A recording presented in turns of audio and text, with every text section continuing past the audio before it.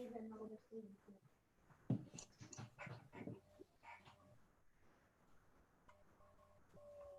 look at my jar. Look at what I did. I did it dabbling.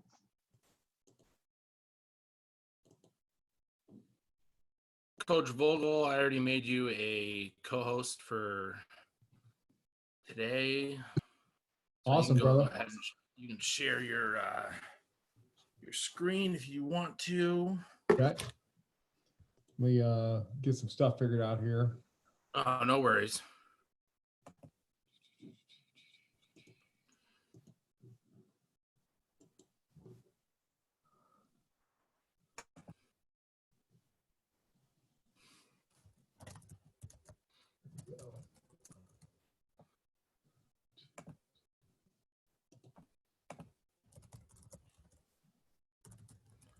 There we go. You want me to share my screen now? Yeah, we can wait a minute or two for everyone to get in. Into YouTube. Let's see. Make sure.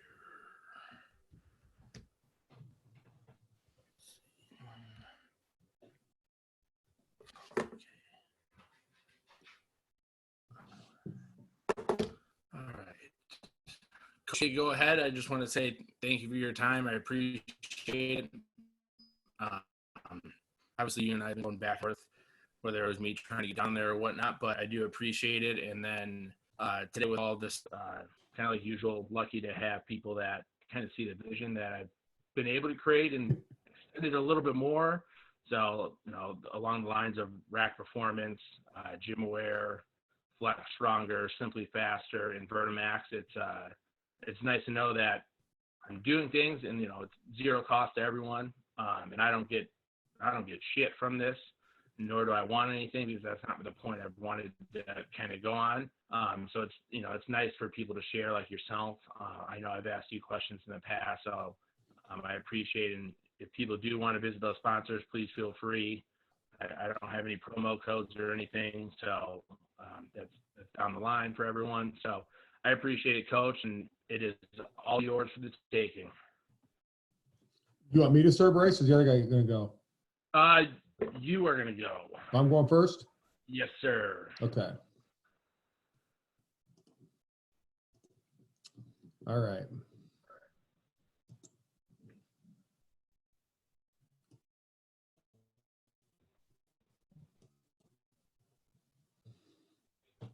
All right, so Bryce, if you have any questions, you want to stop me at any point, just feel free to. If I talk too fast, things along those lines, just let me know, okay, guys? So I'm going to talk a little bit about bridging the gaps. My name's Adam Vogel. I'm the strength and conditioning coach at Bradley High School, just an hour south of Chicago. And I'm also the Illinois State Director for the NHSCA. And so if anybody ever has questions or if you want these slides, there's the link. I'll also share that with Bryce so that if you guys want these slides, you guys can get on there. And if you have any questions, because I apologize, I tend to talk fast, and so I'll try to slow down as I'm doing this. But I've been at Bradley High School for about 7 years now.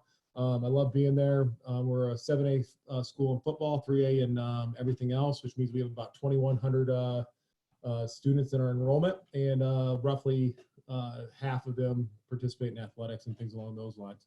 So if you want to get a hold of me, we're on all the social media platforms, or you can email me at avogel@bbchs.org. So kind of like Bryce alluded to already, I want to thank you guys for listening, and thank all the sponsors. Like we use GymWare, you're going to see some video of that, and Simply Faster as well as a huge resource for us, and that's where we actually purchased our GymWare from. I want to thank Bryce and Legacy Sports Performance for putting this on and providing an opportunity for us to kind of share our program and what we do. I also want to thank Bradley Bourbannais Community High School and our administration, from our superintendent and principal down to our curriculum and down to our athletic director and all of our coaches that are involved. It really is a community, how we do things. I'm fortunate to have the facility that we have. You can just look there by those two pictures, how beautiful it is, and how we try to make the most of our opportunities with it. And then I also want to most importantly thank my family, my wife, my two beautiful kids, because they allow me to work these long hours and give back to our community and give back to our student athletes and what we do. and they're part of it. And I'm looking forward to whatever point they get to that age where they can be in the program as well. So when we talk about bridging gaps, and what we're trying to do is, first we need to identify what a gap is and what a hole is. And this talk mainly, when I first started, I had like a ton of slides, and so I wanted to kind of pare down a little bit, down to what our gaps and our holes are, and mainly how we filled some of these or bridged some of these with technology. So this is gonna be more tech driven, but I'll also give you some solutions as far as how you can do these things without technology as well, if you have limited resources and things along those lines. And so identifying the difference for us, a gap, okay, is something that's an interpersonal problem. What I mean by that is something where it takes more than me to fix it. So it usually has to do with some sort of communication piece and or some sort of resources that need to be facilitated to try and build that. Whereas a whole is just an interpersonal problem. It's something that still is a problem. However, it's something that I can fix myself, and all we have to do is really provide something. And so an example of a hole that we had in the past when I first got hired was, we're a school of 2,100, but our facility only is built for about 1,600. And so with our cafeteria, it's undersized. And so our student athletes could eat as early as 10:30 in the morning, or they can eat as late as 1 o'clock in the afternoon. And we're asking them to do some of their training during the day with during their PE class. And so after they get done working out, they need protein to replenish their system. And so what we did to fill that hole is we used Gatorade protein, that high school package, to take advantage of that. And so the student athletes can purchase that at cost, and then we just store it for them so that it's refrigerated and cold, so they can get a shake or a bar right after they're done with it and completed their workouts. So that would be an example of filling a hole where it's become like a gap and we want to build something, build a bridge, but we have 40% free and reduced students. And so some of them can't afford that. So how we kind of turn that into a bridge is some of our sports teams will provide that for their entire team or for the individuals that can't afford it. And then we've also started to look at our wellness surveys. And one of the things that we realize is the lowest score on our wellness survey is that our kids don't eat breakfast. And so we want to try and build a bridge there to figure out what we can do to provide breakfast for them in the morning. And some of them have it provided for them, but how can we make it where they want to go in the morning, get to school just a little bit earlier to serve those needs. And so when we talk about bridging the gaps or filling holes, our end goal is that we want to serve people and we want to solve problems. And so I think that's why we're in this business in the first place, is that that's what we want to do. And so when it comes to our vision and what we're trying to do, we want to make sure that we provide purpose when it comes to the serving people and solving problems. And our athletic director, we just got a new one who is also our football coach, and he's the one that hired me in the first place to be an assistant football coach before I even started doing the strength and conditioning. And so when he hired me, like one of his big things is that he wants to, it's about the person. It's not about the player. It's not about the result. And that's kind of his slogan. And that's the thing that he really uses to drive our program and what we're about. And so he's taken that same leadership from our football program into our athletic department. So he's a person first, a player, and then the result. And so we don't want the result to define who the person is, or that you're a football player design that you're a person. And the example he uses is that at some point the football is going to stop flying. And so what are you going to do when you're done with that? What things are you going to take away from football to make yourself a better man? And so that goes with any sport, not just football. And so I was trying to figure out where do we provide that within our athletic performance training program. And I remember watching this show called The Prophet with a guy from Marquette. And I don't watch a lot of TV, but I did kind of get into this for a little while. And what he would do is he would buy fledgling businesses. He'd get a percentage into the stake and then help turn their business around. And so some things that he would do is he'd always look at the people, the process, and the product. And that always kind of stuck with me when he would say those things. And so typically the easy things that were for him to fix were the processing, whether it means that they need to get cheaper materials or better quality materials. And then the product, meaning like the marketing and advertising or the label placement, things along those lines. But he always came back to that there was always something where the people needed help or needed change as well. And that's really what's driving what we're trying to do. And so I want to make sure that we're putting my spin on this and serving our athletic director's vision so that I can serve my own vision underneath that umbrella. is I want to make sure that we value the people. And so we want to make sure that we value our athletes and make sure that they get something out of this besides just performance enhancement or injury reduction and things along those lines. And so there's one of our players holding the workout warrior belt. So the athletes vote on that, whoever's the hardest worker of the week who they witnessed. And then us as coaches go through all the classes that get nominated, and that's how we pick out who we have. And then as we're doing this, we want to make sure that we're verifying our process, making sure that we're not only using best practices and great technique and things along those lines, but we also want to make sure that what we're doing, we're testing with reliability and validity, and making sure that what we do is going to drive our goals, right, to try and validate the product. And so we want to make sure that our athletes can have success on the field and on the court or the pool or wherever they compete. And so when we decide what we do in the weight room, a lot of things I'm going to talk about is going to be about the process, but it's really verifying our processes so that we can validate the product on the field and make sure that we bridge those gaps through communication. So when talking about the gaps, this is something I showed our athletes like literally like right before we went on break, and I kind of thought that was a good connecting piece for them is I always talk about APT, and that's our strength and conditioning, just stands for athletic performance training, and how that's a cog in the machine, and we're just one piece of the performance enhancement qualities that we need for our athlete. And so we always do want to make sure that we take an athlete-centered approach. And so the athlete is obviously going to be the biggest cog. I'm going to turn the pointer on here.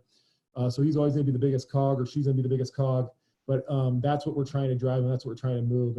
And so this part of the machine is just one part, right, to the whole machine being the team. And so there's outside influences like their family and their academics and their friends, and then there's the sports that are going to be a main driver for them to be a better athlete. And we want to make sure that we're assisted in those types of things. And so other things that we'll touch as well, besides trying to enhance sport, we'll educate them on nutrition or provide some sort of nutritional needs for them.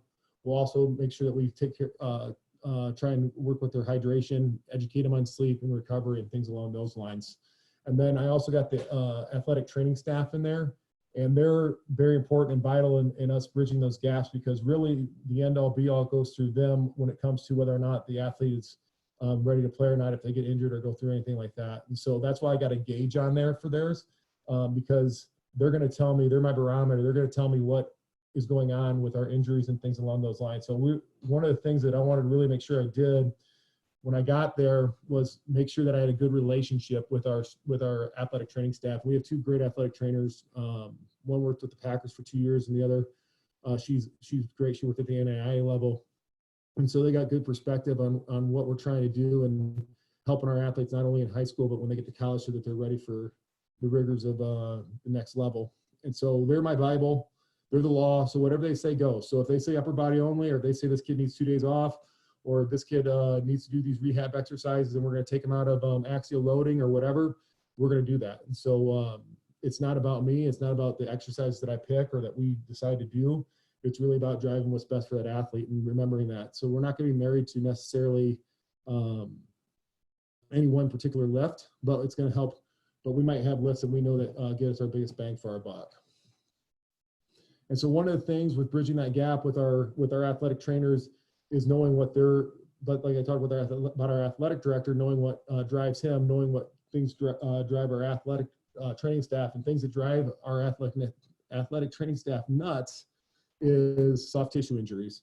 And so I wanted to make sure that we were doing everything on our side to help prevent that. And so one thing that we did is we started really working on the posterior chain, and one of the slogans our athletic trainer uses is hammer the glutes, and or hammer the hamstrings, I'm sorry. And so I thought, okay, how can we do that more? And we didn't see a ton of hamstring issues, but we had some. And going through the data of what our athletic training staff provided and showed. And so I wanted to make sure we could do everything we could to eliminate that. So one part of it, and it's not the end all be all, but it's doing Nordic curls, and we wanted to measure those Nordic boards. And the reason why I wanted to measure it was because we were doing Nordic curls, but I could tell our athletes were going through the motions and they didn't find the value in it. But once I started to put a number towards that value, and then we started to put a leaderboard to it, and we started to have green, yellow, and red and traffic lighting them, all of a sudden they wanted to be good and they want to be on that board, and that's what helped kind of drive that. So with our NordBoard protocols, on the left there, you can see kind of our acclimatization phase when we're just starting out with freshmen or when we start off the season with our lower levels, that's kind of what we'll go through, and we'll build them up. And some athletes will be beyond that. And so we'll do that 2 times a week with them. And then after we start to test them, we start to be able to profile them a little bit more. And so the pink is the females, the blue is the males. And if they're less than 250 or less than 350 for males, then we know that we need to make sure that we're hammering the posterior chain more. So when it comes to what accessory exercise that we choose for our athletes, we're going to make sure that we're doing more posterior dominant exercises so that we can try and build up the strength, the eccentric strength on those hamstrings. And then as they kind of move over on the chain here, we'll start to either add more sets or add more reps, and then we'll start to go into a little bit more creative with doing some razor curls and some assisted razor curls with the bands around their chest and things like that to try and drive that number up. And so when you look at the studies with elite athletes, it's about 360 for females and 500 for males. We've had high school males get over 600 on NordBoard using and all it's doing is measuring newtons. It's measuring their eccentric hamstring strength. And we've also, but we found that typically when they're over 420, we haven't seen very many injuries. And I was looking back at our data from this last year, and what I found was we had 2 football players that had hamstring issues. They didn't lose any game time, and they both were over. They both were over 500 on their NordBoard scores. However, we dug a little bit deeper. One had 20% loss. Had a 20% differential between right to left limb, which was an asymmetry, and we want to have 15% or less. And so I think that was the driver for his. But the reason why I say I think it was because the other thing that we also noticed with him was that he wasn't getting enough sprint speed. And so he's an offensive lineman, and so we had to make sure that we were getting him a little bit more sprint speed as he started to recover. And so we want to make sure that we always sprint 1 to 2 times a week. And that's including games. So if they don't get it in game, can we do that on a Saturday, or can we do that again on a Monday and then on a Wednesday, trying to keep that as far away from game day as we can, but at the same time, get some maximal speed in there. And then the other athlete, we overtrained him a little bit, and he got a little bit too much sprint distance. And I think that's why and it didn't pop or anything. He just had a little bit of a strain. But he had met all the requirements. Like he had 500 on his NordBoard. He could body weight, or he could do more than his body weight on RDL 3 to 5 times. He's one of our strongest athletes. He's over 2.0 on his back squat and things. So that one was a little bit harder to figure out. But these are some of the other things we look at. Like I said, sprint speed. We look at their RDL 3x5 and more than their body weight. With the NordBoard, and the flexibility that we look at their fitness gram, make sure they're in that healthy zone. I think it's like over 12 inches. I can't remember exactly for males, and it's a little bit more for females for their flexibility when we're looking at those things as well. And then when we go through those things, that's what our athletic trainer side looks at, right? So bridging the gaps for our sport coaches, and some of the things that we want to make sure that we're doing is they care about injuries as well. And we want to make sure that we're mitigating those. So the soft tissue injuries, and when we started to do the NordBoard, help those coaches, but then we also want to improve those athletic qualities. And so they want to see that ABT transfer to sport. And so one of the things that we're going to talk about here in a little bit is how we use gym aware and strength and power ratios so that we can try and make sure that what they're acquiring through the weight room is transferring to their sport. And then we also want to help communicate their messages. How can we have ABT relate to their sport and talk their language? So when we talk to our swimmers, for example, we talk about them pushing away from the floor. When they're doing sled pushes, it's very similar to them pushing off the blocks before they when they have to go into the water and things along those lines. But another way that we bridged the gap to help out our coaches a little bit more was in 2015. Our football staff, we lost in the semifinals. And we were half a yard away from going to the state championship game in the last play of that drive of the game. And so one of the questions that they constantly asked was, are we doing too much? Are we not doing enough? Where are we at? Do you think the players are ready? And so we wanted to try and validate those feelings a little bit more. And so we started using GPS data and a little bit of heart rate monitoring. And so the things that we currently look at is player load, meaning Q to contact ratio. And so typically when I look at that, I just want to make sure that whatever they would do in a game and practice that week leading up to, we're about 1.5, 1.8 times of what we're going to do up to that game. And so we got enough data now to look at that, and I can get a pretty good idea, especially since we were in a conference, we've been in the same conference. We can see who we're playing and we know where we're at with that. Then we look at max velocity. Like I said, with the student athlete that had the hamstring strain, making sure that he gets max velocity in practice, and if he doesn't get in the game, making sure that they get it later on too, so that we can make sure that we're keeping him healthy. And we're working on improving that speed as well too. So we want to make sure that they're getting enough exposure to that, so they got an opportunity to express that power that they're creating. And then I'm going to come back to high speed distance here in a second. But the other thing that helped with this as well was our soccer coach understood the weight room, but I don't know how bought in he was at the time when we first started. But once I started telling him about, hey, we're going to get catapult, would you like to put it on your soccer kids? And he knew everything about it. He's like, absolutely, we're getting player monitoring. I'm like, yeah. And he's like, and so he was all about it. And so for him, it was just kind of the language barrier, in that he didn't see a lot of soccer players lift weights, but he sees a lot of soccer players wear GPS devices. And so when he saw that we're going down that road, he wanted to have his kids in the weight room more, and they're one of our best teams as far as in the summer with compliance of those types of things. When we go into high speed distance, how we kind of look at that is that's how I bridge out our conditioning sessions. And we don't condition much in season. It's more along the lines of building up to camp. And so we'll start our conditioning sessions the week after spring break. And then we'll do that every Friday, which we call Red Dawn. And I just kind of stole the morning conditioning session from Coach Brian Clark when he was at Noblesville. I think they had it winning Wednesdays or championship Wednesdays or something like that. And so we have all of our athletes at voluntary, but they understand the importance of it, so they want to be there, and they want to be there. And so what we do with them is we'll do a lot of conditioning. Then we still make sure that we're relating it to sports, so they're getting rest periods in between. It's not about just killing them in the morning. And we're doing other fun activities with the two, like sled push relays and some agility work. We're also doing some things with our with like some competitions like tug of wars and shield battles in a ring and things like that. But the main goal is to make sure that we're increasing their sprint distance over time. And so our goal is, if they're dependent on their position, is trying to get them up to 1,400 yards on sprint distance if they're like a wide receiver and an athlete. And so if they play multiple positions for us, or they play both sides of the ball, that's what we term an athlete. And then, like I said, wide receivers, DBs, running backs, quarterbacks. Our quarterbacks run the ball a lot, so that's why they're at 15 as well as our running back. And one of the things that we noticed is our defensive ends are closer to our linebacker sprint distances than our offensive linemen or defensive tackles. And so when we do our sprint groups, we typically put them into 3 groups. We have our skills, we have our powers, which is our linebackers and fullbacks, and then also our defensive ends. And then we have our bigs, which is our O-line and D tackles. So that's something that we do a little bit different. Now, when we're talking about the technology, one of the things I was thinking about is, okay, we don't have the resources. So if you don't have the resources, you can still do load monitoring by doing session RPE, which is just taking a subjective score from your athlete on how hard they work that day, 1 through 10 in practice, and then taking that times to practice minutes, and that'll get your acute workload.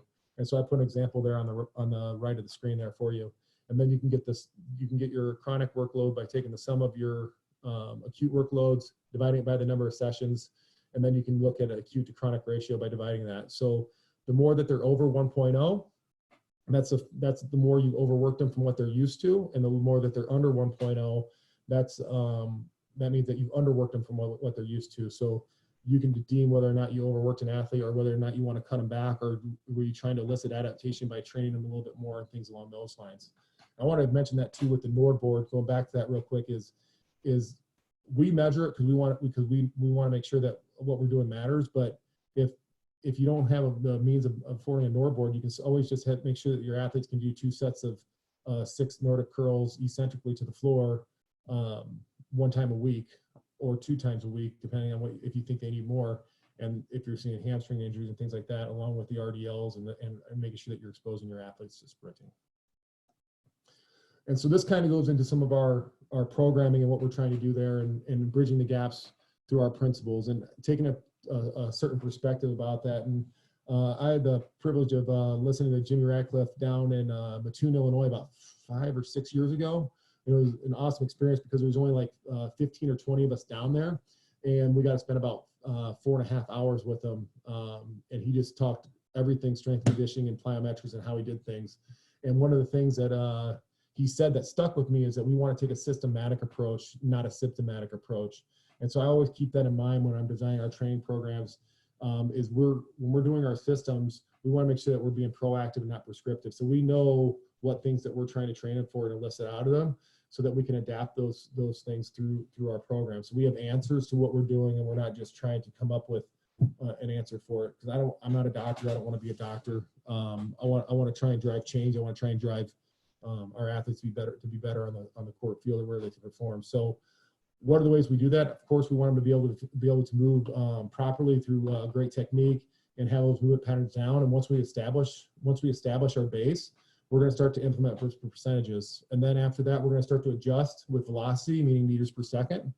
And then once we get to adjusting with velocity, we're going to start to fine tune what we're doing with force plates and counter movement jump.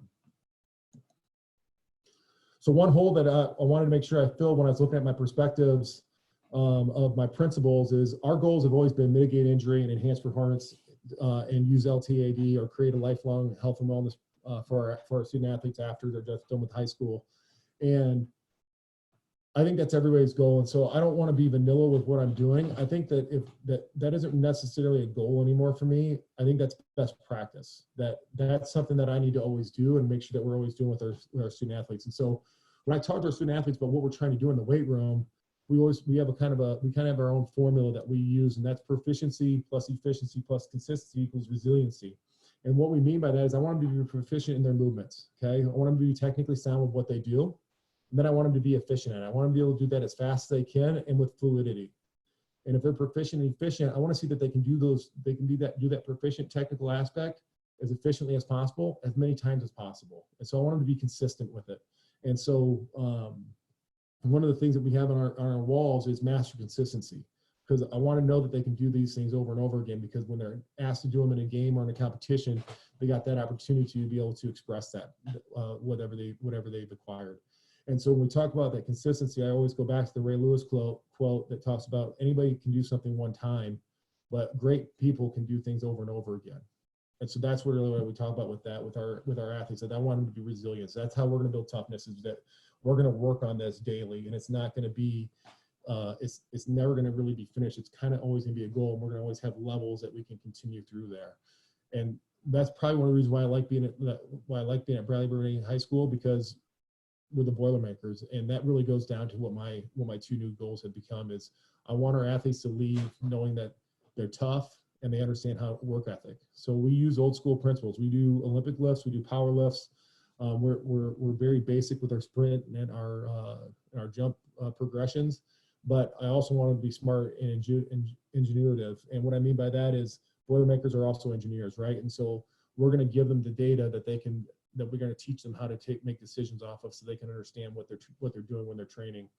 And I want them to take away from me as a person that I cared about them, and that we hopefully have great relationships when we're done, when they're done at the high school, and they understand that, hey, my caring is tough love, but they know I got their back whenever they need anything.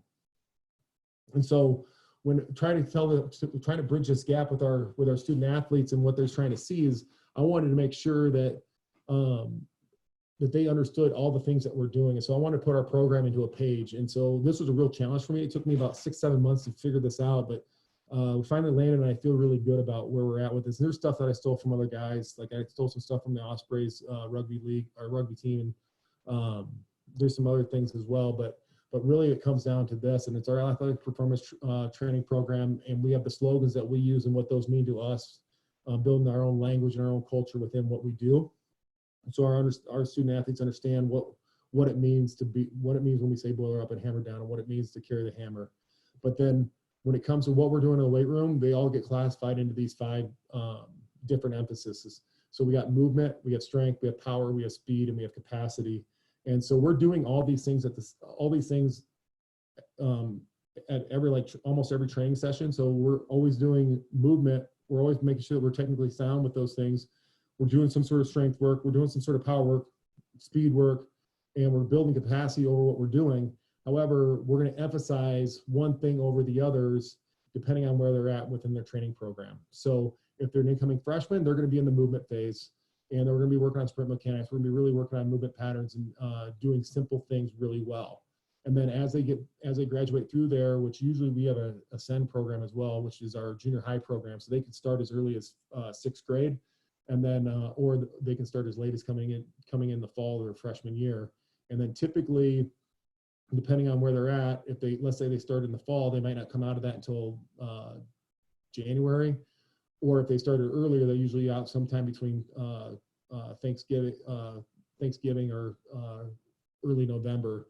But if they had done it beforehand, they might already be in the strength phase, depending on how much training they've done. So we look at their training age and how they're doing things. And then they go into the strength phase, and that's where most of our athletes live for most of their high school career, because we want to get them strong. We know that strength is going to translate to power. And so are they still doing snatch complexes and clean complexes as incoming freshmen? Yeah, because we're teaching them that with the PVC pipe.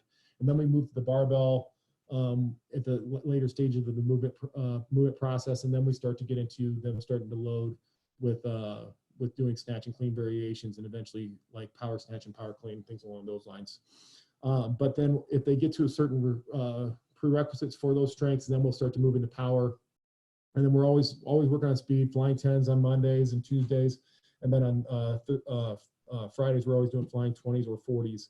And then on Wednesdays and Thursdays is when we'll do our change direction into agility work.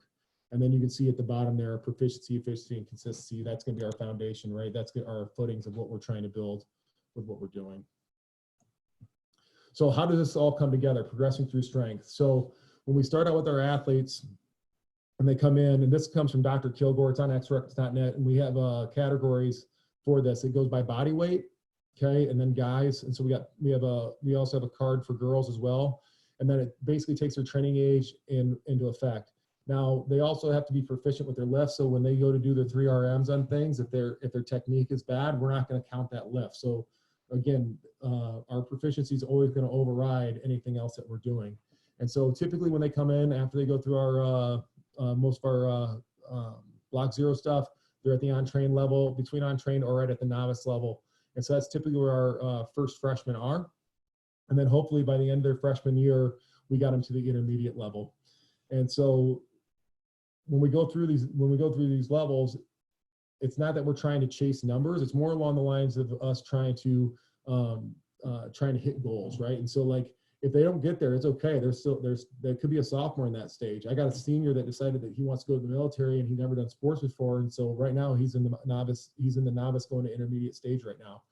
But once we can get them there, if we're progressing properly, then by the end of their sophomore year from intermediate, we can hopefully get them to advance so that their junior year, they're in the advanced range. And if you look at the numbers percentage-wise by their body weight, it's basically 1.7 to 2 times their body weight in squat, 1.5 times their body weight in clean, things along those lines. And so I just did another example with like a 181-pound athlete. So like we might have a freshman start at 165, but by the time he's a sophomore, junior, we're seeing these gains, but that 145 for a 181-pound guy isn't that much. So he knows that like, hey, as he gains weight, he's going to have to also progress in strength. So we want to make sure that we're keeping an even keel with those things. And so we talk about this all the time. We don't want to have spikes in our training. We want to have small incremental changes over time. And so I would rather them go up 5 pounds every other week or every 3 weeks, as opposed to them going up 20 pounds in a week. And so what do we do? What do we do as we go through these? I want to give them incentives through rewarding the discipline that they have, because I know that they're not going to accomplish these things by chance. They have to work at it. And so this is where the consistency part comes in. And so we have opportunities for them to earn bands, which these are really cheap. I buy them in bulk, so I get them for about 15 cents a piece. And they'll kill for them. They want them really bad. And we get them from 24hourwristbands.com. And then in the process of that, they can also earn dog tags that you see them holding here. We have speed ones as well that are silicone, and then we have like 250 for clean, 205 for snatch. I'm doing the guys ones right now. We also have like the 1,000-pound club for squat, bench, and deadlift.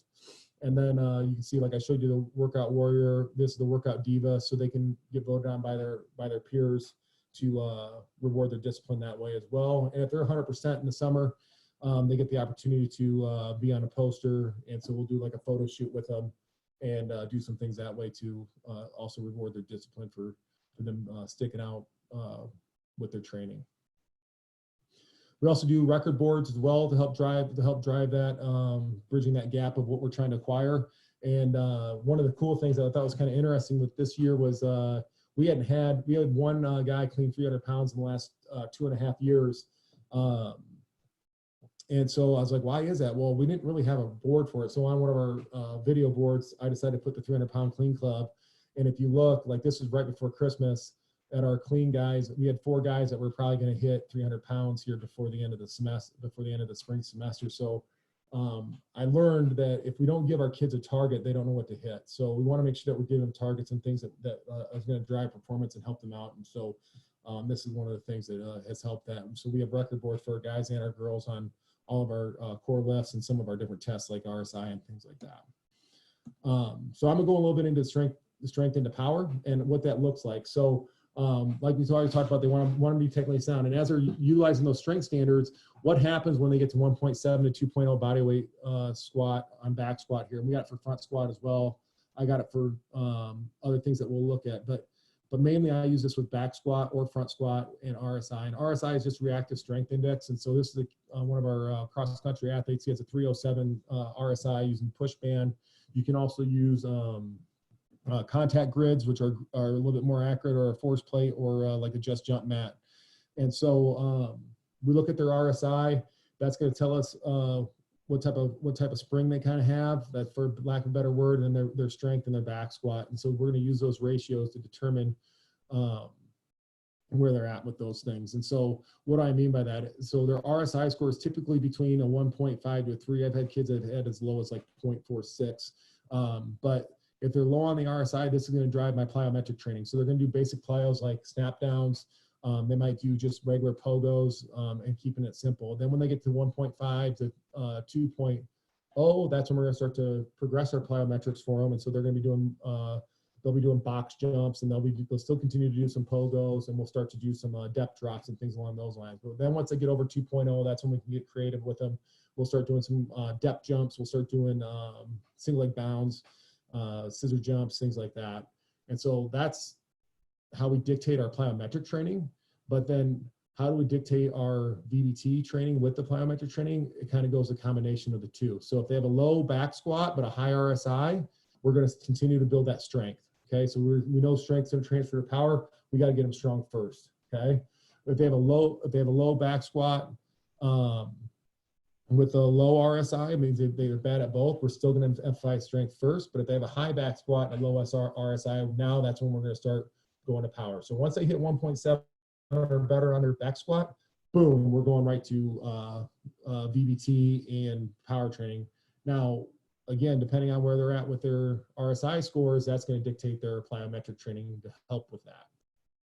And so I want to give you a couple examples here. What I end up doing then is, like, I'll run the numbers of their back squat by their relative body weight, and then I'll compare it to their RSI, and then I'll just color code them. And so you can tell that these are our top football players from the winter that are juniors or lower. So I already took our last year's seniors out of this.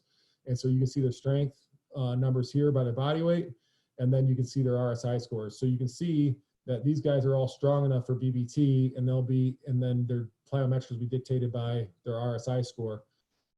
But you can also see, like, I got guys here that are above, and you can see, like, this is one of our tailbacks, and he's above 2.74. So I can add some diminishing returns. I want to make sure that I'm doing everything properly to help him, and that's where I'm going to kind of talk about the force plates with him.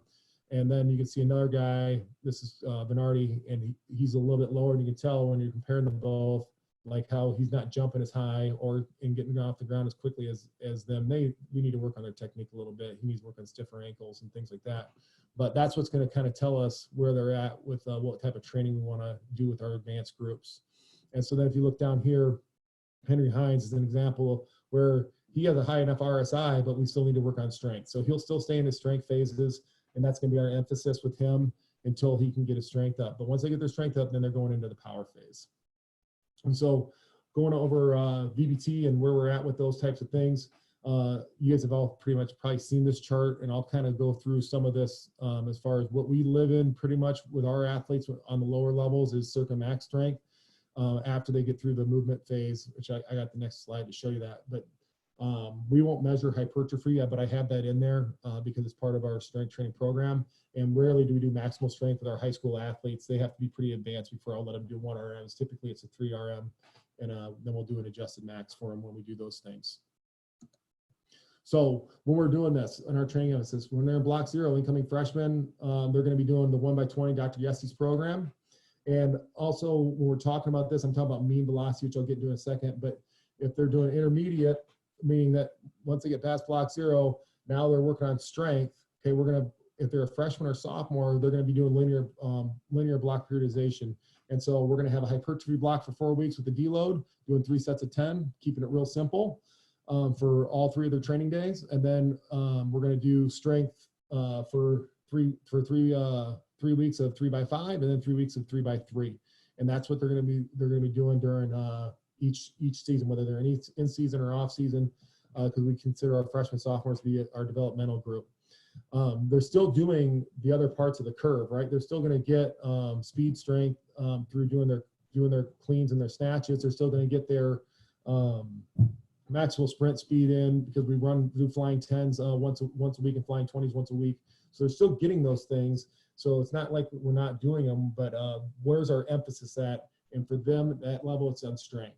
And then when they get to junior, senior year, it depends on where they're at. If they're still in the strength phase, they'll do strength.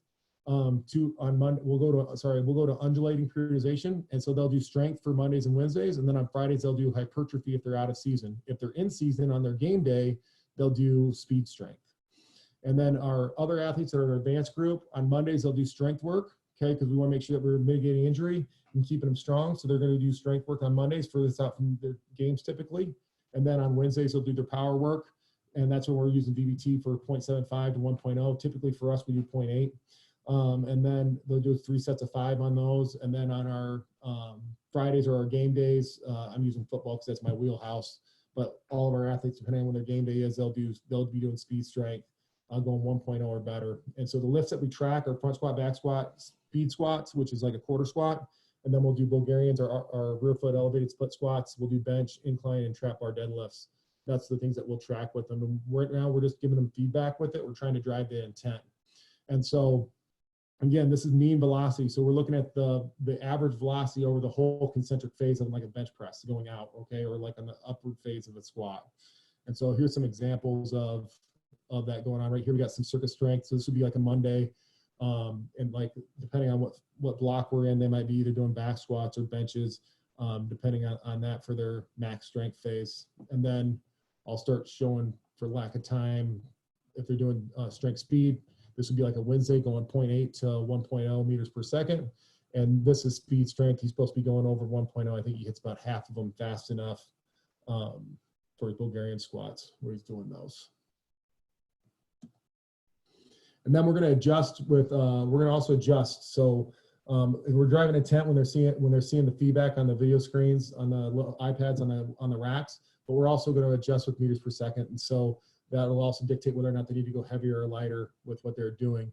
And so with the Olympic lifts, we're looking at peak velocity. So in that concentric phase, when are they hitting peak velocity, or what's the fastest that they hit in that? So we're not averaging it anymore. We're just saying when's the fastest they hit peak velocity. And so we have snatches and cleans that we pretty much do. We'll do some trap bar jumps too. We don't measure velocity with jerks. We'll do some jerks, but I don't have jerk blocks, so we don't go real heavy on jerks.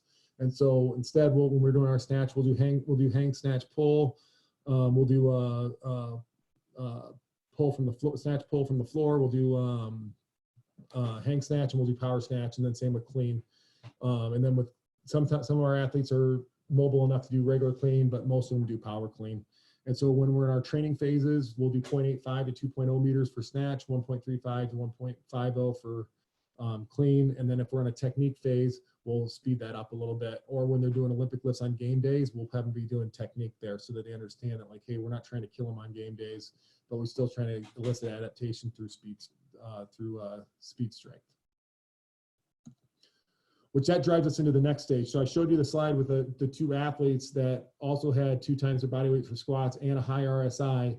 Well, what do I want to do with them then? I want to make sure that I'm really fine tuning what they need and what they're doing. And so This is something that I haven't really got into just yet, but over this COVID break, that was my next step. Is I got 2 force plates, and I'm using force decks to look at this. And so I know that I want to do RSI mod, because we already do RSI. So mod is just taking one jump as opposed to doing like a 5-10 or a drop jump. We're just going to do it with a counter movement jump. And that's going to help me with their readiness on what they're ready to do. And then I'm going to look at their concentric and eccentric. I don't know which ones I'm going to look at yet. If I'm going to do like concentric propulsive rate of force development, or if I'm going to do impulse or what, that's something I still need to learn. This is new for me, but I want to look at whether or not we need to do power that day, or do we need to work on more eccentric braking, meaning like we're going to do more strength work that day. And when we talk about power, do they need more speed strength, or do they need more strength speed? And so we want to make sure that we're eliciting things that we can do to drive adaptation, and not just randomly picking exercise because that's what we like. And then I'm going to always compare that to whether or not their power development's going up. And so I'll probably just do peak power divided by body mass, because it's pretty easy to measure. A couple last things. I know we're a high school, and so we're doing some pretty complicated things, but it doesn't happen just by me. I'm really fortunate to have a great group of people to help me. And so what I mean by that is I got 2 assistant coaches that help run the weight room with me. One's our head baseball coach, and the other one's an assistant football coach. And so I try to get our coaches involved first, because I want them to see the training process and understand why it's important part or cog in the machine. And so you can see that down here, this is our water polo coach, and this is one of our volleyball assistant coaches.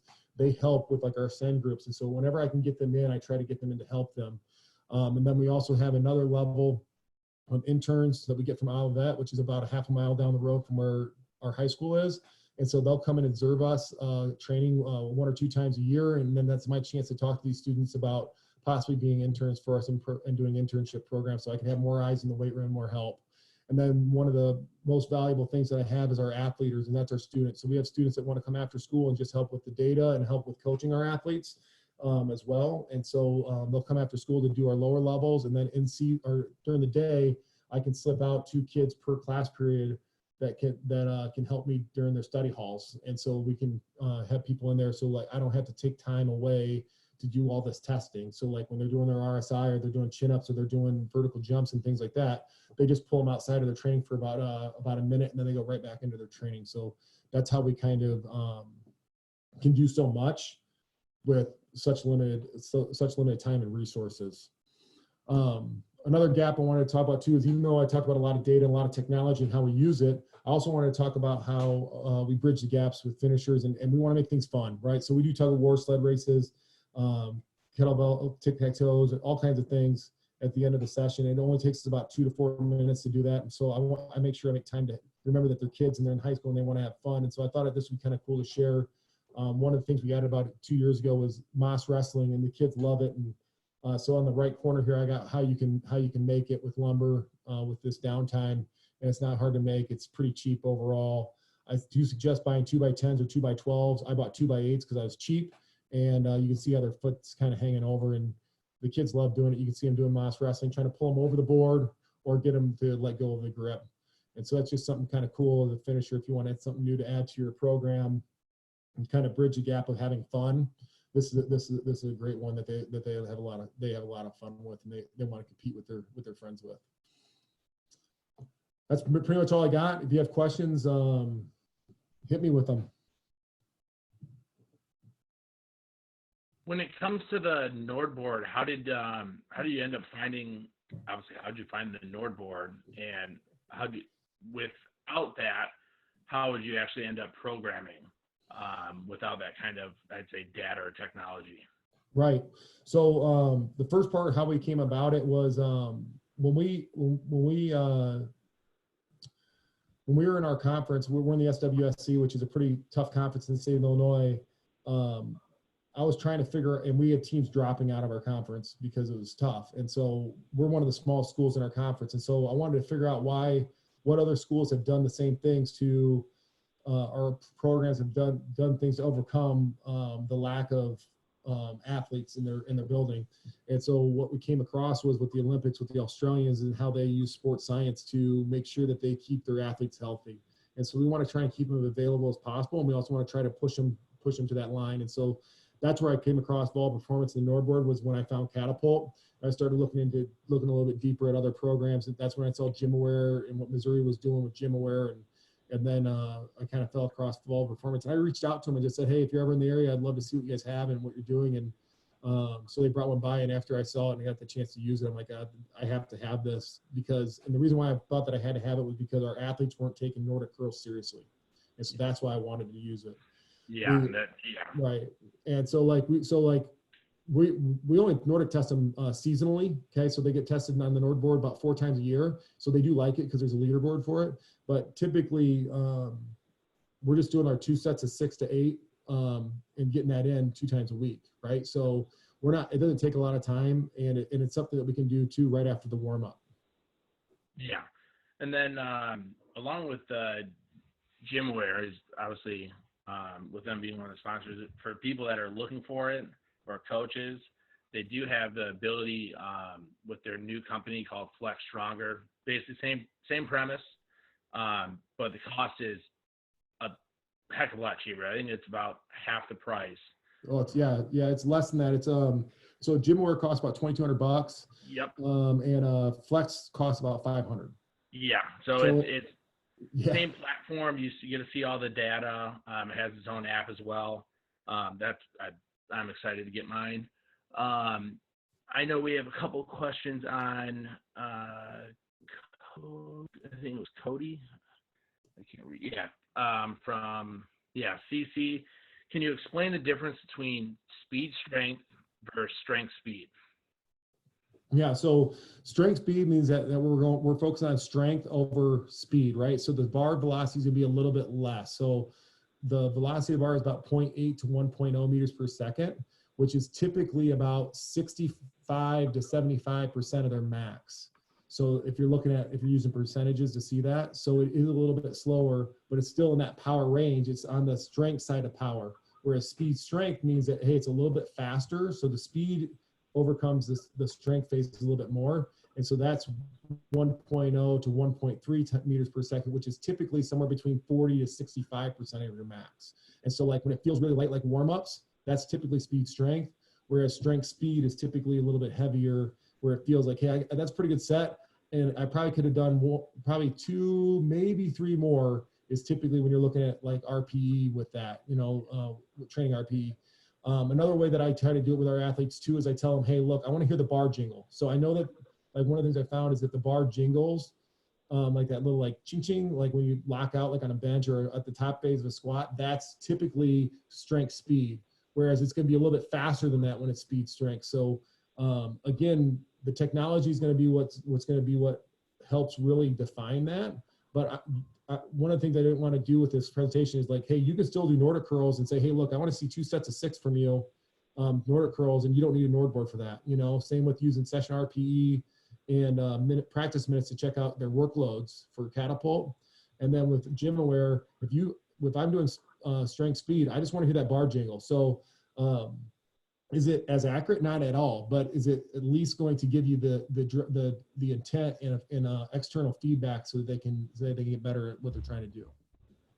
Yeah, absolutely. And then, like with how much you guys have, how did you guys end up funding for certain pieces of technology? Because I'll put money in. I guarantee you everyone else in here is like, oh, I'm what? I think an hour and a half, away from you. Yeah. And it's unbelievable what you guys have done. I appreciate that. Here's the kicker. Our budget is $500 a year. I'm not kidding you. So how do we get all this and how we acquire these different products? Well, I fundraise my butt off. And so like right now we have a mulch fundraiser going on. We do our summer training. They pay for their summer training, and that provides most of our fundraising. Then our junior high camps that I was talking about, our junior high Ascend, those are 6 to 8 week camps, and we charge for those as well. And the profits from that we pay our coaches, and then everything else goes into the program.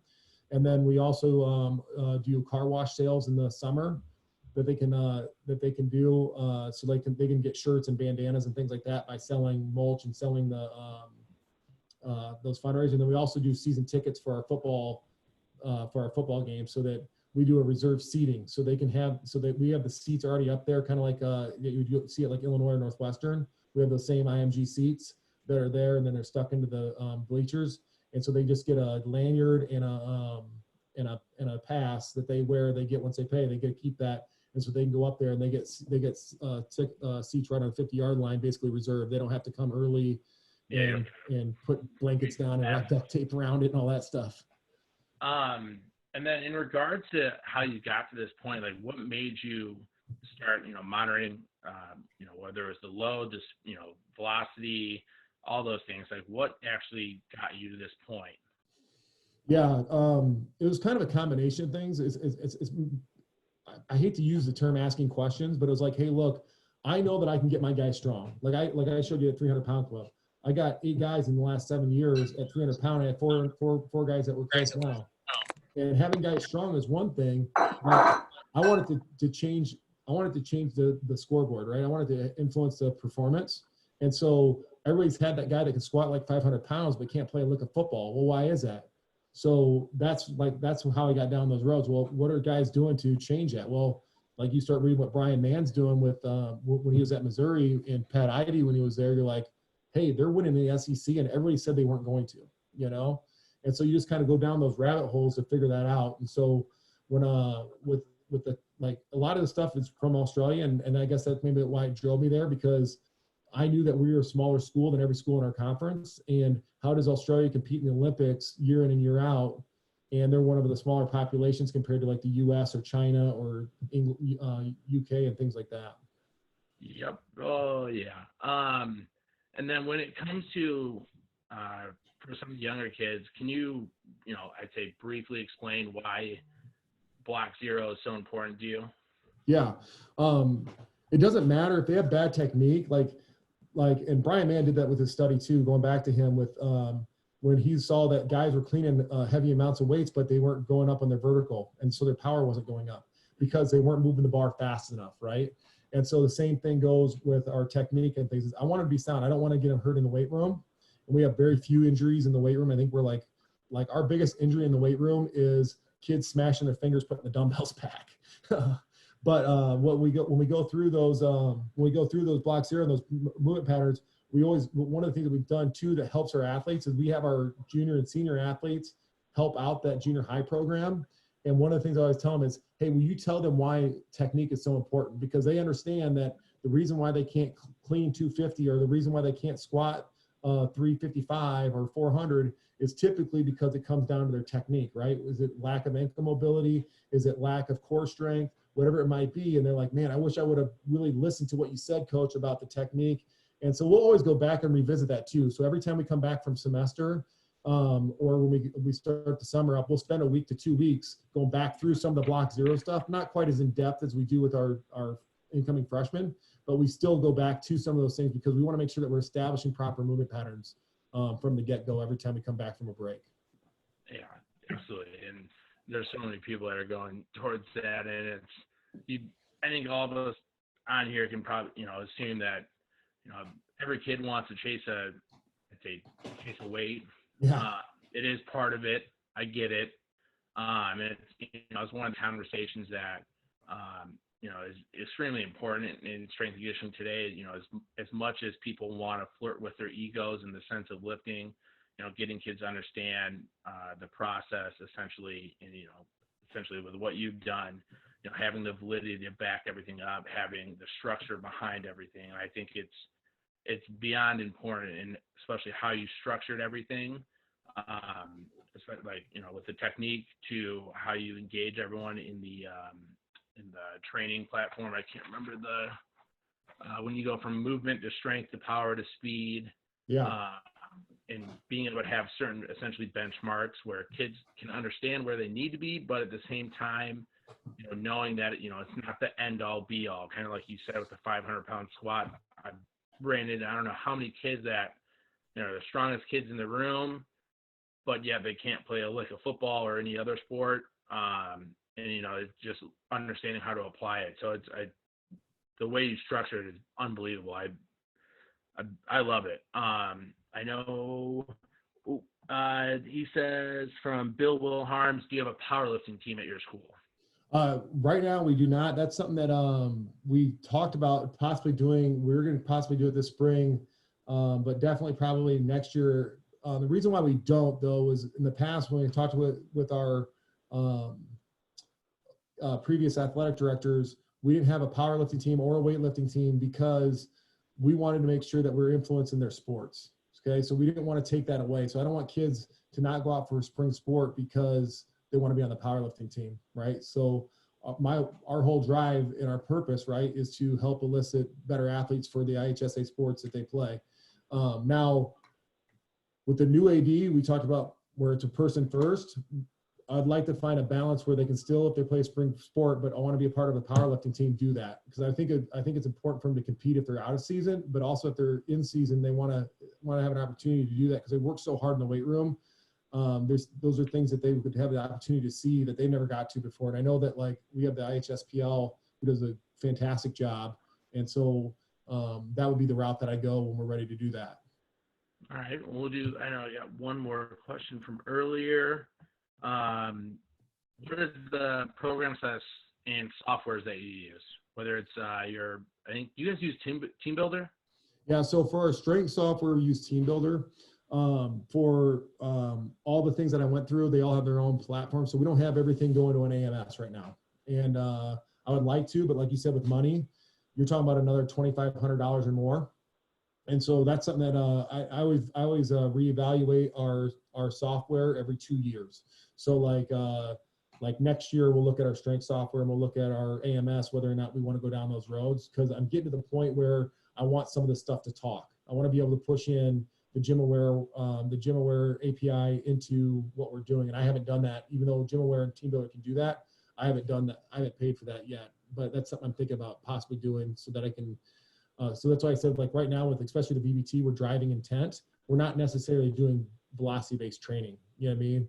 So they're getting the feedback, and then I got a chart for them that I kind of modify what Mark Hoover does down in Carolina with whether or not they need to go up 10 pounds or down 10 pounds or 5 pounds based on their meters per second. But I don't. Again, with that, I want to get there. We're just not there yet. Yeah. This will be the last question, and then we'll get to Coach Tucker. Do you use Tendo units, or have you measured, or how do you measure bar speed? So we started out in 2016 and 17 using a company called Weight Up, and so they were a startup company, and so we got in on them the ground floor, and so we had them on every bar. It was basically like an accelerometer device that was on every bar. So we started the first 2 years that way. They since have gone under. So we transitioned to getting one GymAware, and then we have 2 push bands, and then we have 2 more push bands on the way. And so that's what we use to measure BBT right now. I haven't decided exactly what we want to use for our official one yet, because I would like to have more GymAwares. They're, like you said, they're super expensive. Flex might be the answer for us, but I know that you can only use one athlete at a time per iPad, so that can be problematic. So trying to figure out which route we want to go when we add more VBT, because the thing is the guys that actually need it and girls that actually need it, we started out with about 20 and now we're up to about 50. So just by providing that and showing them that those stages, look at how far we've gone. And if I start that, I know we'll go from 50 to 100. And so if we get from 50 to 100, now we're talking about how that changes the scoreboard again, right? That's going to make better athletes because they're going to want to get there. And so I got to start coming up with those answers and how we can get there when we get to that point. Absolutely. Well, Coach, I know we hit the time limit, so I just want to say, excuse me. I just want to say thank you for your time. And I definitely got to come down and visit once all this is over with. So I'm sure I have probably 1,000 questions going in my head after this. But no, thank you for your time. And, your presentation was absolutely phenomenal. God, I just want to once again say thank you. And, I know everyone else appreciates it. And if there's anyone has any questions, you can contact Coach. He had his info up there, and also on Twitter it's BBCHS for Twitter, and I think it's your Instagram too, right? Yeah, it's all the same. It's BBCHS APT. So if there's any questions, and then presentation is recorded, so that'll also be put up. Working on that, and then on YouTube. But Coach, once again, thank you for everything. I greatly appreciate your time today. Thanks, Bryce. No problem. Appreciate it. Yep. So, hold on for Coach Tucker. Let's see. Coach Tucker, you are now a co-host. If you want, you can share your screen and you will be all set to go. This is Coach Tucker from Villanova. It is all yours, Coach. Thanks, Bryce. Appreciate you having me on. Thank you to Legacy Performance. Today, I will be talking about designing a summer speed program using high-low CNS training. My email's down there. I'll have that at the end. If you have any questions, please feel free to contact me. Again, this is a real open forum, so any questions you have, just type them in and I'll get to them at the end. So the outline, we're going to look at why we sprint, the high-low CNS structure, our weekly layout, global load management. I'll touch on energy system development briefly. I'll give you a sample of, what we're doing. And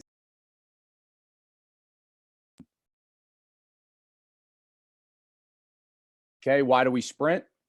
All right, we want faster, more explosive athletes. If you are a land-based sport, so if you're not swimming, diving, right, water polo, you're sprinting in your game.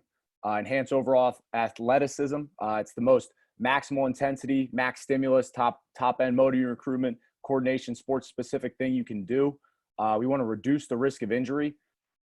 One of my buddies who's actually on this line, he'll remember this story. We had a coach talk to us about, hey, what do you guys do for the hamstring? We're scared to run. We got 16 hamstrings last year. We don't do any sprinting. Well, I can give you one guess why you had 16 hamstrings in a season, because you weren't sprinting in the off season. All right. You don't build a Ferrari to stay in the first 3 gears. And then there's a quote from Charlie Francis. Does it really matter how many times you can jump if you can only touch the net, right? The faster, more explosive athletes always get the rebounds. Okay. And then when talking about this, a lot of the old school coaches, generally, right, the thought is, oh, but coach, we get fast in the weight room.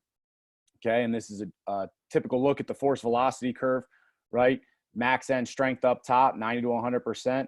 And you have your max velocity less than 30%. No matter how fast you're moving an Olympic lift, no matter how fast you're moving a speed squat, you're not touching the same velocity that you would with a max effort sprint.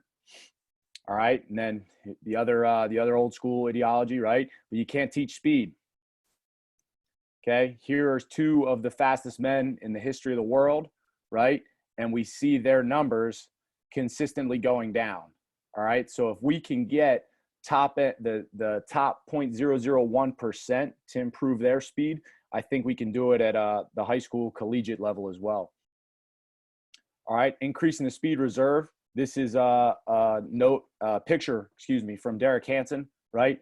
So if you look at this from, right, if your top end speed goes from 10.9 meters per second to 11.8 meters per second, your 80% speed also increases, right?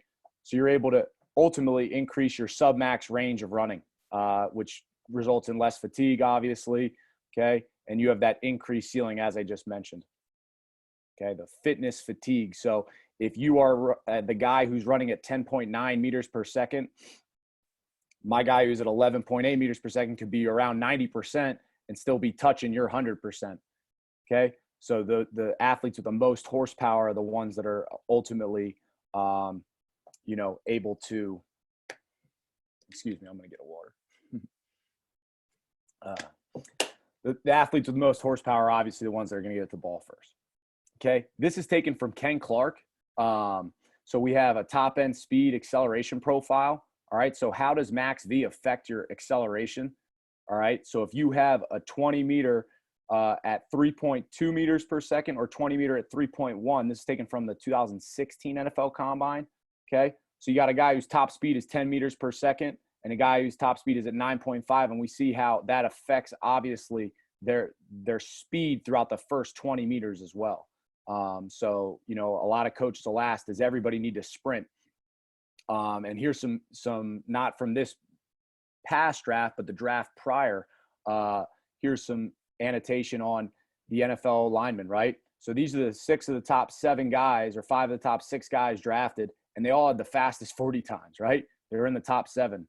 And it's not, and you got the Alabama guy, but you don't have many more powerhouse guys, right? You have couple ACCs, right? Washington State, Alabama State, Washington. So you're getting fast guys. That's what the guys are at the top end are looking for in the NFL. They're looking for speed. Okay. So essentially the high-low CNS structure, as we get more into it, the determinants would be motor unit recruitment, axial loading, speed of movement, and the central nervous system is the ultimate governor. So what that means is, right, the brain and the spinal cord are going to send the signals to the rest of the body. Okay. So with those signals, all right, you can determine whether it's a high or low CNS drill. So here's another chart from Charlie Francis. All right.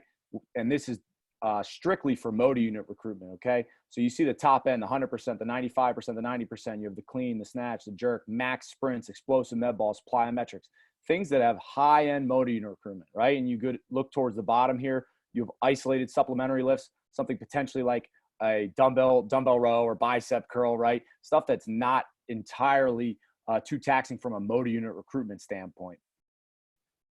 Okay. And let's talk about running velocity a little bit. So again, taken right from Charlie Francis. Okay.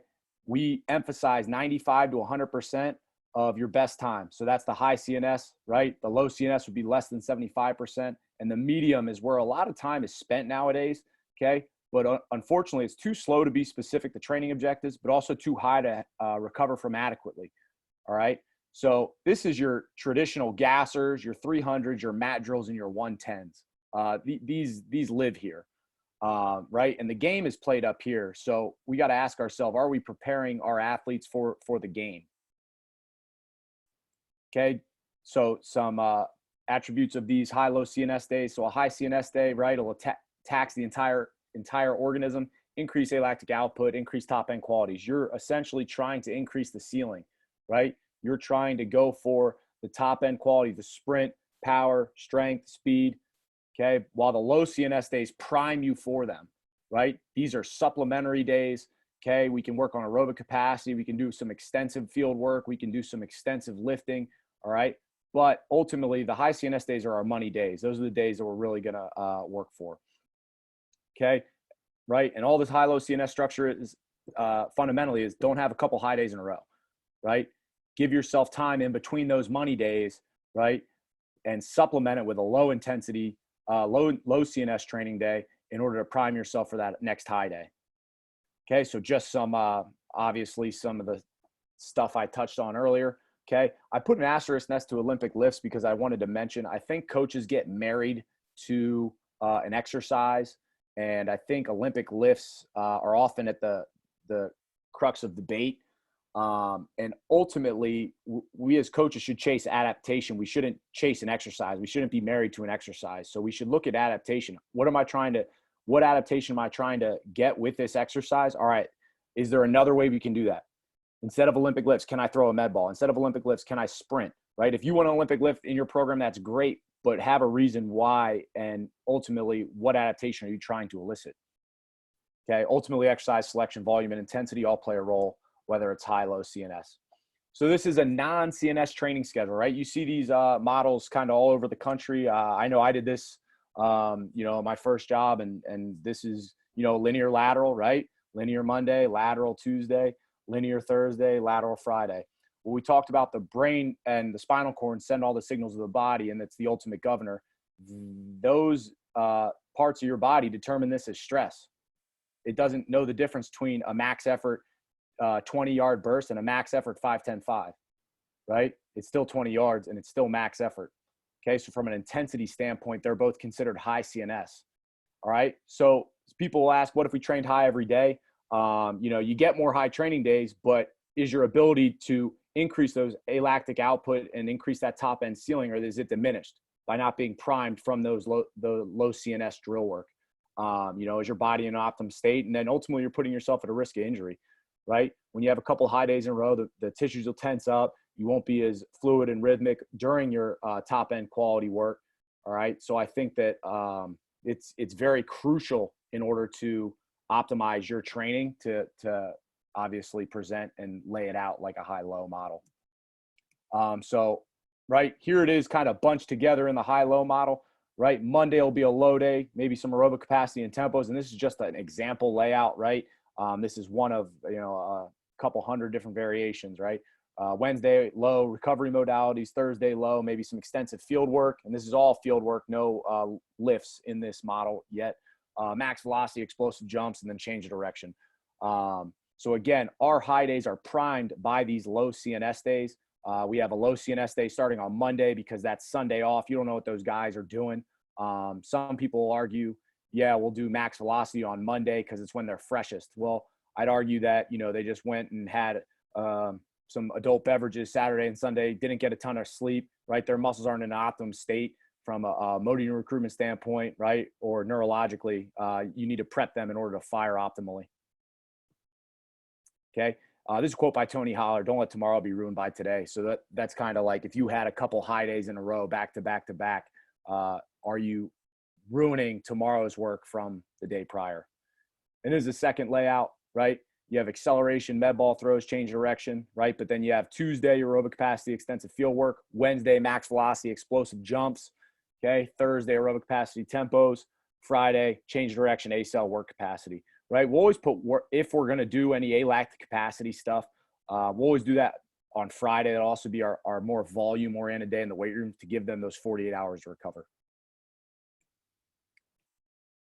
Okay, so initial considerations when you're laying out your summer program, right? Where are you? Where do you need to go? What do you value? What are your sport demands? What are your position demands, right?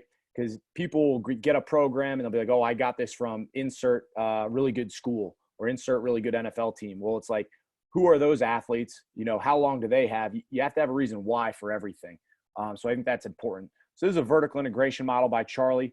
We will always have all elements present during all times of year.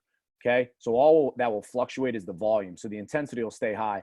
So where's my mouse here? Okay. So if I'm here, right, you can kind of see the explosive jumps, hops, skips are at a low point here, but the speed works at a high point. So ultimately there's only so much. I think Zach DeCant talked about this the other day on social media. You can only put so much water in the cup, right? And you have a limited amount of resources to pull from. So people will say, oh, week 3 or 6 is our peak week, and they'll peak their plyos, their strength, their speed work, their tempos, and something's got to give, right? Okay, back to our force velocity curve, all right? What are the sport demands and what are the position demands, right?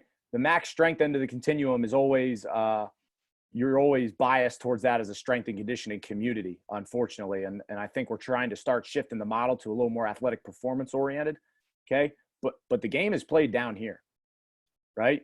Even O&D linemen, when they're straining, they have to hit within a half a second of each other. The game is played down here. And as the game gets more and more spread as well, you'll see more and more speed dominant teams having success on the field. All right. So our goal is obviously to move the whole curve, right? It's not to have one end of the curve be lopsided than the other. But I think us as a community and strength conditioning often tend to spend way too much time up at the max strength end. So this is from James Smith, Global Load Management, right? And the demands of everything that your athletes encounter, right? Practice, speed, lift, conditioning, rehab, school, social, home. There's all of those have a demand on the body. Like I kind of mentioned earlier, the brain can't deter and it can't determine the difference between stress from practice and stress from not knowing if your mortgage is due or right. All those things are just interpreted as stress. So there's a cumulative load on the athlete. And stress anywhere leads to stress everywhere, right? It's a holistic model. Okay. It's not one organism at practice, another organism at lift.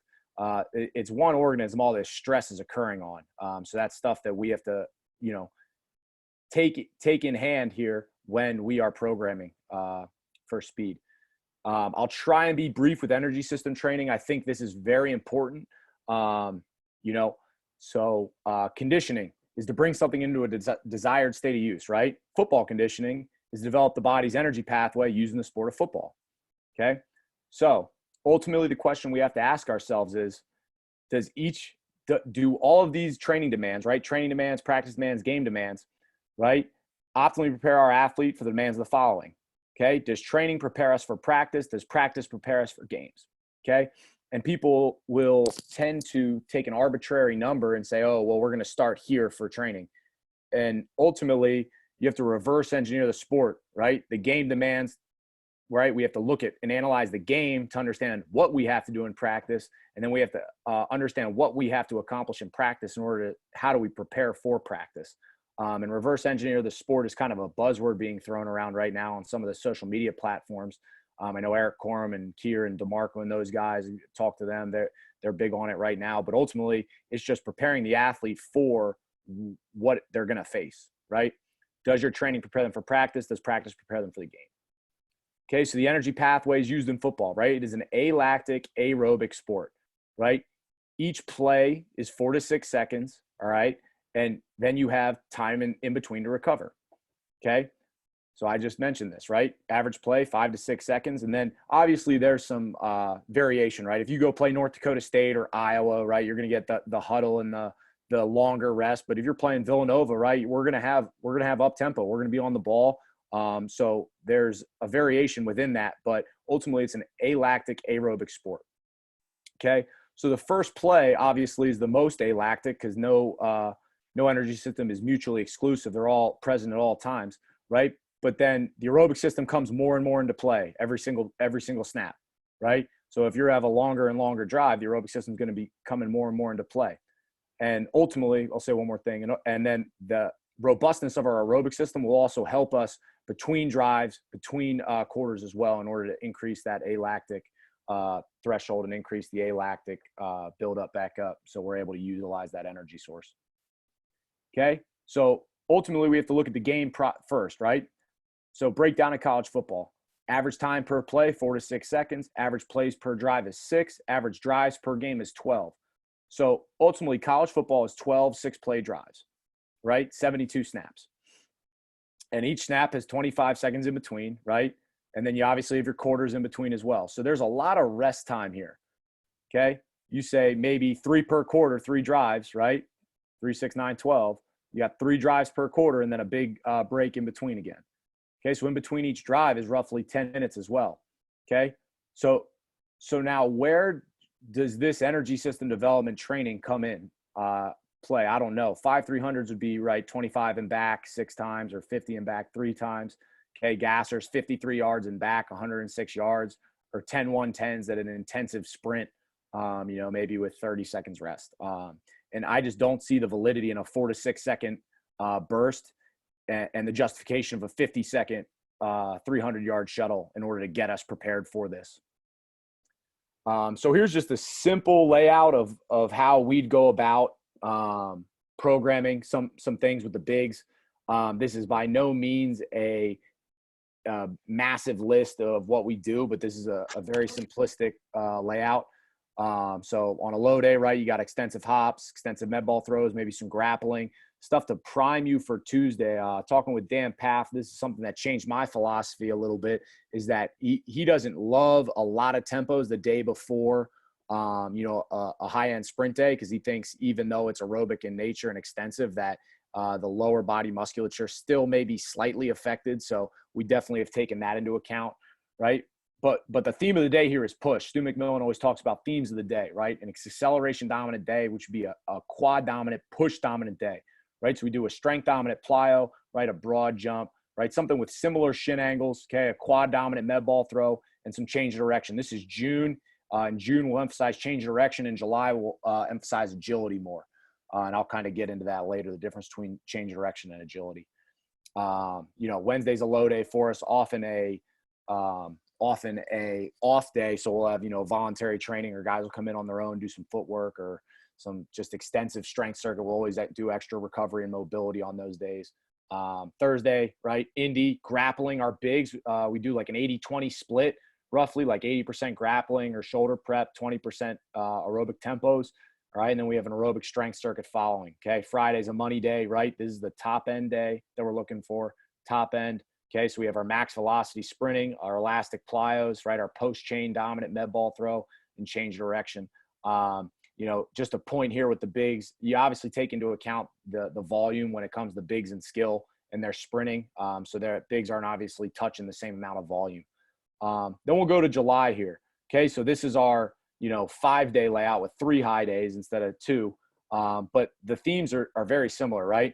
Okay. The agility we'll get into later, but you see a lot more agility here. right? And then we start to prep them with some up-tempo indie, right? We obviously do more and more indie as the summer goes on, right? Our skillies will be doing 7-on-7, but we got to start to emulate practice during our training, right? Skill, wildly similar, right? Some multi-directional tempos, okay? So we'll prep them for a lot of different joint angles than the bigs will see. While the bigs are doing their aerobic strength circuit, or more grappling than the skill will be doing a lot more running intensive thing. There's nothing groundbreaking or earth shattering with that information. But this kind of lets you see the layout of how we plan and prep. So here's our skill. Okay. So again, we'll have some small sided games, right? Some 7-on-7, and a lot more agility, points of emphasis in July. That this is obviously able to emulate more and more of the game. So as we get closer, it's not a huge spike in workload, or it's the first time they're going through the OODA loop when it comes to those decision-making scenarios. Okay, so just some themes of programming, right? Health over everything, okay? The best ability is availability, right? Rest, and more rest for speed development. I've talked to coaches and they'll do, here's an example of a program. It's a very successful program. They'll do, they'll do hill sprints after squatting with 30 seconds rest between the hills for speed development. And I said, hey, coach, why do you do that? Just, as a young coach trying to learn more. And he said, because that's the way we've always done it. From my research, more rest, better for speed development. A safe bet is 1 minute per 10 yards.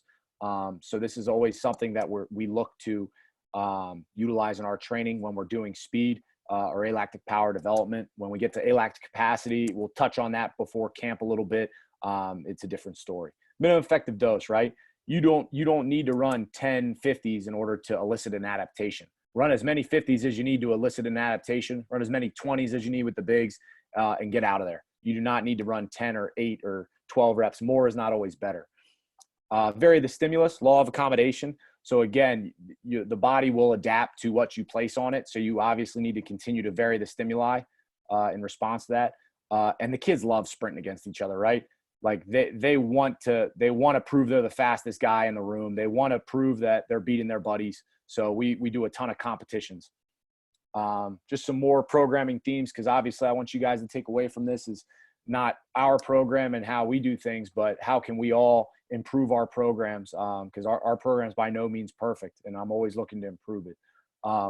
Right? Volume, 10% increments, seamless transition. So I kind of mentioned the seamless transition from training to practice to game, right? You need to expose them to the demands of the following stimuli. So within our training, right, we don't want to go from two sets of 10-yard sprints to 8 sets of 10, right? That's wild. That's a wild increment adjustment. Okay, specificity to demands of the position. Okay, we'll do a lot of isometric bear crawling work with our bigs, right?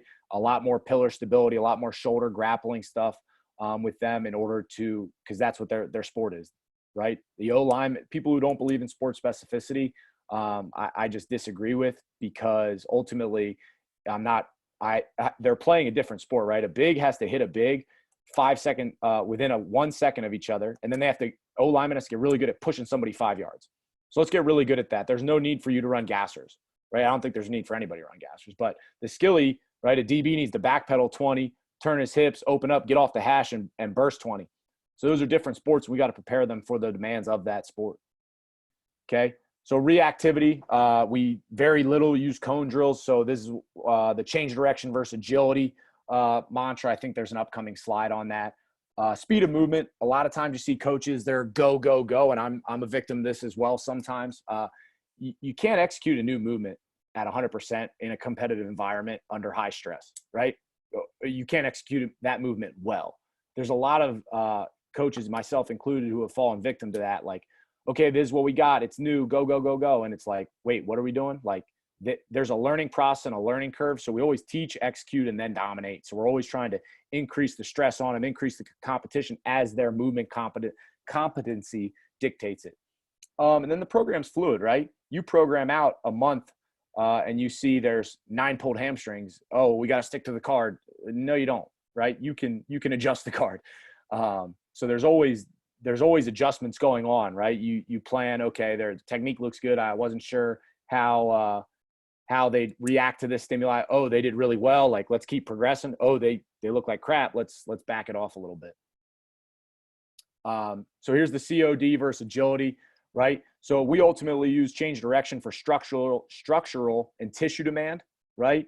So some people don't necessarily believe in pure agility or pure change direction. I think we utilize the change direction for the structural and tissue demand placed on it. I think it's important to expose them to the correct joint angles and all that good stuff. We still don't ask guys to touch the line with their hand or touch the cone with their hand. When somebody does that in the game, let me know. But then we'll emphasize and progress it to agility, right? Ultimately, we want to increase an athlete's toolbox. So if you teach in a linebacker indie to shuffle, like you have everyday drill, if you're the linebacker coach, you have an everyday drill and you have 3 shuffle variation drills. That athlete gets really good at those 3 drills. He doesn't get good at shuffling. Okay, so we need to provide these athletes with hundreds of tools in their toolbox in order for them to pull from when they get into the reactive agility setting, right? We need to increase the decision making as we go along in summer. So this is the OODA loop I was talking about: observe, orient, decide, act. So they need to, right, observe what's going on around them, orient themselves and the others in space, decide what tool they're going to pull on from their toolbox, right? And then make the decision and act. And that loop is continual. Okay. So again, the toolbox needs to be vast in order for them to have a faster OODA loop. Okay. And then we'll utilize small sided games as well. So again, increase the competitive environment. The kids love them, right? Our athletes will love the small sided games. And we'll do open field tackling drills. Obviously we're not taking them down, but hey, track the back hip. Hey, make them miss. Like expose your buddy in space, right? Nobody wants to get exposed. So the effort's max effort, right? And one thing I'll say about that is I think it's important that the first time they're exposed to an open field tackle shouldn't be August 12th, right?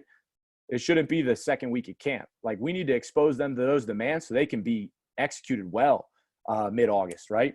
So if we're truly sports performance or athletic performance and not, bench press and gassers, I think this is something that we have to bridge the gap better on, including myself. ACL to max V, right? So people see a speed talk and they'll be like, okay, we got a sprint. And then 2 weeks later, like, coach, you're a jerk. We had 4 hamstrings. Well, yeah, your guys aren't prepared to run 40s. Okay. So just a general theme, right? Start short, work your way long. Okay. You want to prep the hamstring to sprint. So we'll do this by putting on chains on the back, right? You want, when you're pulling instead of pushing, you want pull like less than 10% or less of a speed decrease. So that won't fluctuate their technique, that won't fluctuate their technique as much. Competition and variation, right? And this is the less is more model, right? Acceleration, max V. I already touched on that, but competition variation. So I know in the past I have fallen victim to, okay, we got to get fast. Do chain sprints. Let's do fly-ins. Let's do build-ups. Let's do fast, easy, fast, in and outs. But how many curve sprints did we do? How many partner chase drills do we do? How many reactive drills do we do with the longer distances, right? So those are more and more drills that I've incorporated as the years have gone on. So that's kind of what I just mentioned. Looked into putting game-like scenarios, not just linear, right? Not just off of a coach whistle or one body, right? Put them in situations where they have to make a decision and then execute under fire in game-like scenarios. So again, here's the high-low model, right? You have your game is executed up here, right? Nobody's performing at less than 95% in a game. And if they are, guess what? Every position besides O-line and QB gets subbed. So get these guys operating with a higher ceiling. If you have faster wideouts, I don't care how in shape your DB is, right? So again, emphasize the game and the recovery, live in the high-low, those two ends of the spectrum, and then eliminate this middle ground, right? This does not translate to sport. Okay. And I think sometimes we fall into a little bit of, myself included, I think we fall into sometimes we look for guys to get tired, right? Oh, coach, they're working. Like, that's good. Like, what's the adaptation you're searching for and training for? And then how are you optimizing that training, right? Being tired does not equal training or quality training. Okay. And then the SAID principle, right? Specific adaptation to impose demands. Okay. Your body, what you put on it, you'll you will adapt to. So if you get really, really good at gassers, you get really good at, running 53 yards and back, you get really good at operating at 80%. So I think somebody said this to me a couple of weeks ago. Be careful what you get good at. And I think that speaks volumes of that. If you get really good at match drills and 300s, like, is that what the game is? Does that make you a better athlete on the field? I don't know. But ultimately, we want to win games and prepare them for the games. So again, why sprint? This is the exact same slide, right? Just a review as I wrap up here. I don't know if I'm going too fast or too slow. Some of this maybe isn't being explained ultimately as well as we want. Hopefully there's time at the end for questions. But if you are operating at 80% and you're really good at 80%, right? If you can only touch the net, you still get 0 rebounds, right? So our goal is to always increase that top end quality, right? And prepare them for the game. But if you're operating in that middle zone and you're not getting any rebounds, are you going to be any good for us on the field or court? Probably not. Okay, I'll touch on it real quick. Field work versus weight room. The athlete's one organism. I mentioned that when we're talking about global load management. The phase and type of work should mirror each other. I'd refer to Isseren's workload compatibility chart. It should be complementary versus contrasting, right? So what your phases should mirror each other. So if we have a high CNS day on the field, right, we should also have a high CNS day in the weight room. So I think that's very important. So if you have an acceleration day Monday and then deadlifts Tuesday and then max velocity Wednesday, are you going to be prepped for those max velocity sprints? Probably not. Okay. And then this is something that might ruffle some feathers, right? The weight room supports the field work, not the other way around. I think this is pertinent because there's no squat rack at the 50. I think we need to obviously prepare them for the sport. And then this is just some clips, right? I'll always get slack from people when I present on speed and they'll say, oh, we're a track team, right? All we care about speed. Like, we still lift very heavy weights. We still do all that fun stuff. Ultimately, we just prepare them for the game. And I think speed and sprinting is a crucial part of that. I think this is one of the most impressive front squats I've ever seen. This is 90% right here for this guy on a front squat. Boom, boom. Just down, up like it's nothing. Influences and references. These guys are way smarter than me. This is where I pulled most of this information from. If you're looking for people to reach out to and talk to, I think this list is a good place to start. There are a lot of very, very smart individuals, right, from a host of different backgrounds, right? There's track guys, there's football guys, there's sports scientists, there's true strength coaches who start even in hockey, right? You got the Dietz and the Boyle, okay? So there's a ton of different guys here where you're able to utilize and learn from them, because that's all I've done. I didn't come up with any of this, right? This is all, utilized from them and then developed over years and years of seeing, lesser quality of my training, maybe not go so well. So ultimately, thank you. I appreciate you guys. My email's right down here, michael.tucker@villanova.edu. If you have any questions, please reach out. Hopefully I'll be able to answer some of them right here. I'll also provide a free webinar, just like Coach is doing here, every Thursday at 4. So just email me if you would like to be involved in that. And I'd love to take any of your guys' questions right now. I can look up. We got 4 questions here, Coach. I got a couple too. Do you want to start, or do you want me to go down this list?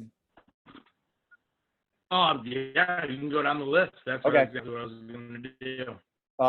Adrian, Coach, you mentioned Charlie Francis a lot. Kudos, because I was coached by a few of his students. Nice. All right, what else do we got? What adaptation would you do to a speed program where the athletes are never coming off the field, whether it be offense, defense, or special teams, because you're at a small school setting? We use the conjugate system in the weight room, which has been extremely beneficial for us, right? So again, let's look at the game. So if my game of college football is 12 6-play drives, a guy on defense will get 72 snaps. Chart the number of snaps, right? And then work your way backwards. Does practice prepare them for that number of snaps, all right? And then does your training prepare them for that number of snaps? Nobody's saying don't do alactic capacity work, right? Repeat sprints to prepare them for the number of snaps they're on. But the aerobic system plays a lot bigger role than people like to give it credit for. So I think the aerobic system development is huge with our tempo work. And then I think, so let's say a high school game, say it's 50 snaps, right? OD and special teams, maybe 100 snaps a game, right? Are you preparing them for that? Okay. I wouldn't sacrifice true acceleration or max velocity sprinting in order to accomplish that, right? I'm still doing that stuff, but I'll also add some capacity stuff in there as well. Adam Vogel, you mentioned dragging chains and pushing sleds. Where does that typically fall into your periodization and position group? Our bigs utilize it a lot more our bigs utilize the sleds a lot more than our skill, but we'll use prowler pushes, hill sprints, right? For our A-cells, med ball dive starts. We'll utilize those for our A-cell development. Again, you're looking at the joint angle, anything with that quad dominant positive shin angle for the A-cell. So our bigs will load up, they'll have 500 pounds and we'll bell curve it. So if you look at my screen's still shared. So if a traditional off season, if I have 8 weeks, I'll start with like a moderate load and I'll keep building them up and then I'll drop them back down. And people are like, oh, you're deloading you're deloading the weight. And it's like, no, I'm increasing the speed. So I think that ideology kind of is my thought process when it comes to load. And JB Marin, Ken Clark, they've done a ton of research on that, like actual percentage of weight and strength. So we'll utilize a lot of their stuff. When it comes to chains, that's when you get a little more upright, right? So that's your less than 10% detriment speed decrease. So if you're over that 10%, so say you are dragging, if you're a 200-pound guy dragging 100 pounds of chains, that's a lot more A-cell dominant, right? So you're going to have to be in that forward shin angle, that forward lean. So the lighter the load, the more max V you get. So before we do fly-ins or anything like that, we'll prep them with like one chain buildups because I want that hamstring to be like, oh, this is what upright running is, but it's not at 100%, right? It's at 90%. That's ultimately what I will, let me stop sharing here. That's ultimately what I'll utilize for that. But yeah, we use those Ken Clark, Cam Joss, right? JB Marin, they have a ton of research on those topics. That's where I'll pull a lot from. And then, like I said, that bell curve is something I've kind of formulated and come up with right? Because it falls in line with your periodization model. I think that's a really good question because a lot of people like, okay, where do I start with a prowler weight? Do I 200s, 225, 315, right? There's a ton of different ways to start, but I don't start it. Don't look at where to start, look at where to end. And then how do you get there? And then when it comes to the reactivity drills, what are some of the drills or the ways you manipulate the reactivity? Yeah. So just like in the weight room, right? We're looking at volume, intensity, density, speed of movement. So you start with a small sided game in a smaller part of the field, then you expand the field, right? You increase the complexity with having more and more people in it. So say a game like towel tag, right? So you have guys with the towel in the back, like you've seen that, right? Like everybody's kind of seen that, but okay, well, how do you progress that, right? You go 1-on-1 in like a 5x5, then you go 2-on-2 in a 10x10, right? You go 3x3, right? You have 6 guys in it and it's teams of 3, and then you have 6 guys in it. Everybody's in it for themselves, right? So there's a lot of different variations you can manipulate. And it kind of just depends on your imagination with that. And that's just one example. I'd put that in the agility category. And then something I picked up from Kier the other day was, right, athletes will always refer to their favorite tool in the toolbox, right? I forget what analogy he used. He didn't use toolbox, right? But they always refer to their favorite. So if a guy's in the middle of the towel tag circle and you keep seeing him spin move, like place the constraint on him. Hey, you can't spin anymore. And then he's got to figure it out, right? And we got to give him so in this change direction, you got to teach him you got to give him the tools and teach him the tools. And then you have to slowly increase the drill complexity so they're utilizing all tools in the toolbox. Don't fall in love with just the screwdriver or just the hammer, right? Use every tool that we're teaching you. So you see it all. Like oh, go ahead. And kind of like you were going on, you want to teach and execute it and be able to break it down and then build it back up essentially. And it's the same thing. I can do, I don't know how many cone drills in my head I can come up with. It's absurd. But in the reality of it, if you look at we'll say kids playing tag, kind of like you said, you're going to find the kid that is exposed the fastest, and you're going to know it right away just from playing a stupid game of tag, 10-yard box, 10 yards width and length, and then you're going to start to understand where a lot of your fallacies are in your program because you're not truly teaching change direction when it comes to the cone drills. And that's a big thing you brought up that I completely changed is going to more of like reaction decision. So like you said, being creative, we'll have fun with it. We'll put, a kid on the goal line, and this has progressed further, 3 kids at the 10-yard line, they're basically dummies essentially. And then obviously there's a person, I'd say on the, 15 to 20-yard line, kind of make it a competition, a game, like you said, start fast, where the people on the line, they can move one step in any direction. It can be right when that guy starts at the goal line, right when he starts the sprint, he can move, or you can move really late and make it even more reaction based. But that way there's essentially a tag variation to it. And like you said, you can get as creative as you want, adding in different, I'd say variables, like we'll throw a cone or we'll throw a ball into it to make it more reaction based where, you're going towards the guy with the ball, obviously. So simple things to make things, I'd say, a little bit more demanding on the decision-making aspect. And you always see guys. Sorry, I cut you off. You can keep going. Oh, no worries. It's just like you said. It's I'd say the progression is making things realistic as well, but also have the understanding that the developmental aspect of it is what is key. So we'll kind of like you said, like we'll tell kids like you can't spin, you can't do this, and just so we can go over movements in order to enhance I'd say those skills. So we have kids that they will literally just spin the entire time. Yeah. And tag's just one example, right? Like the game of tag doesn't prepare a DB for the game of football, right? Like so it might get you good at decision making and avoiding tacklers, maybe in a pick 6 situation where you go up, you get it, and then it's like, okay, you got to dodge 2 real quick. But like there's so many other variations that you have to do to expose them to the game. Like how do you prepare them for a punt? Like running down with contact, right? A curve sprint, maybe on an agile bag, and then breaking off of 2 defenders. Like you have to prepare them for all aspects of the game.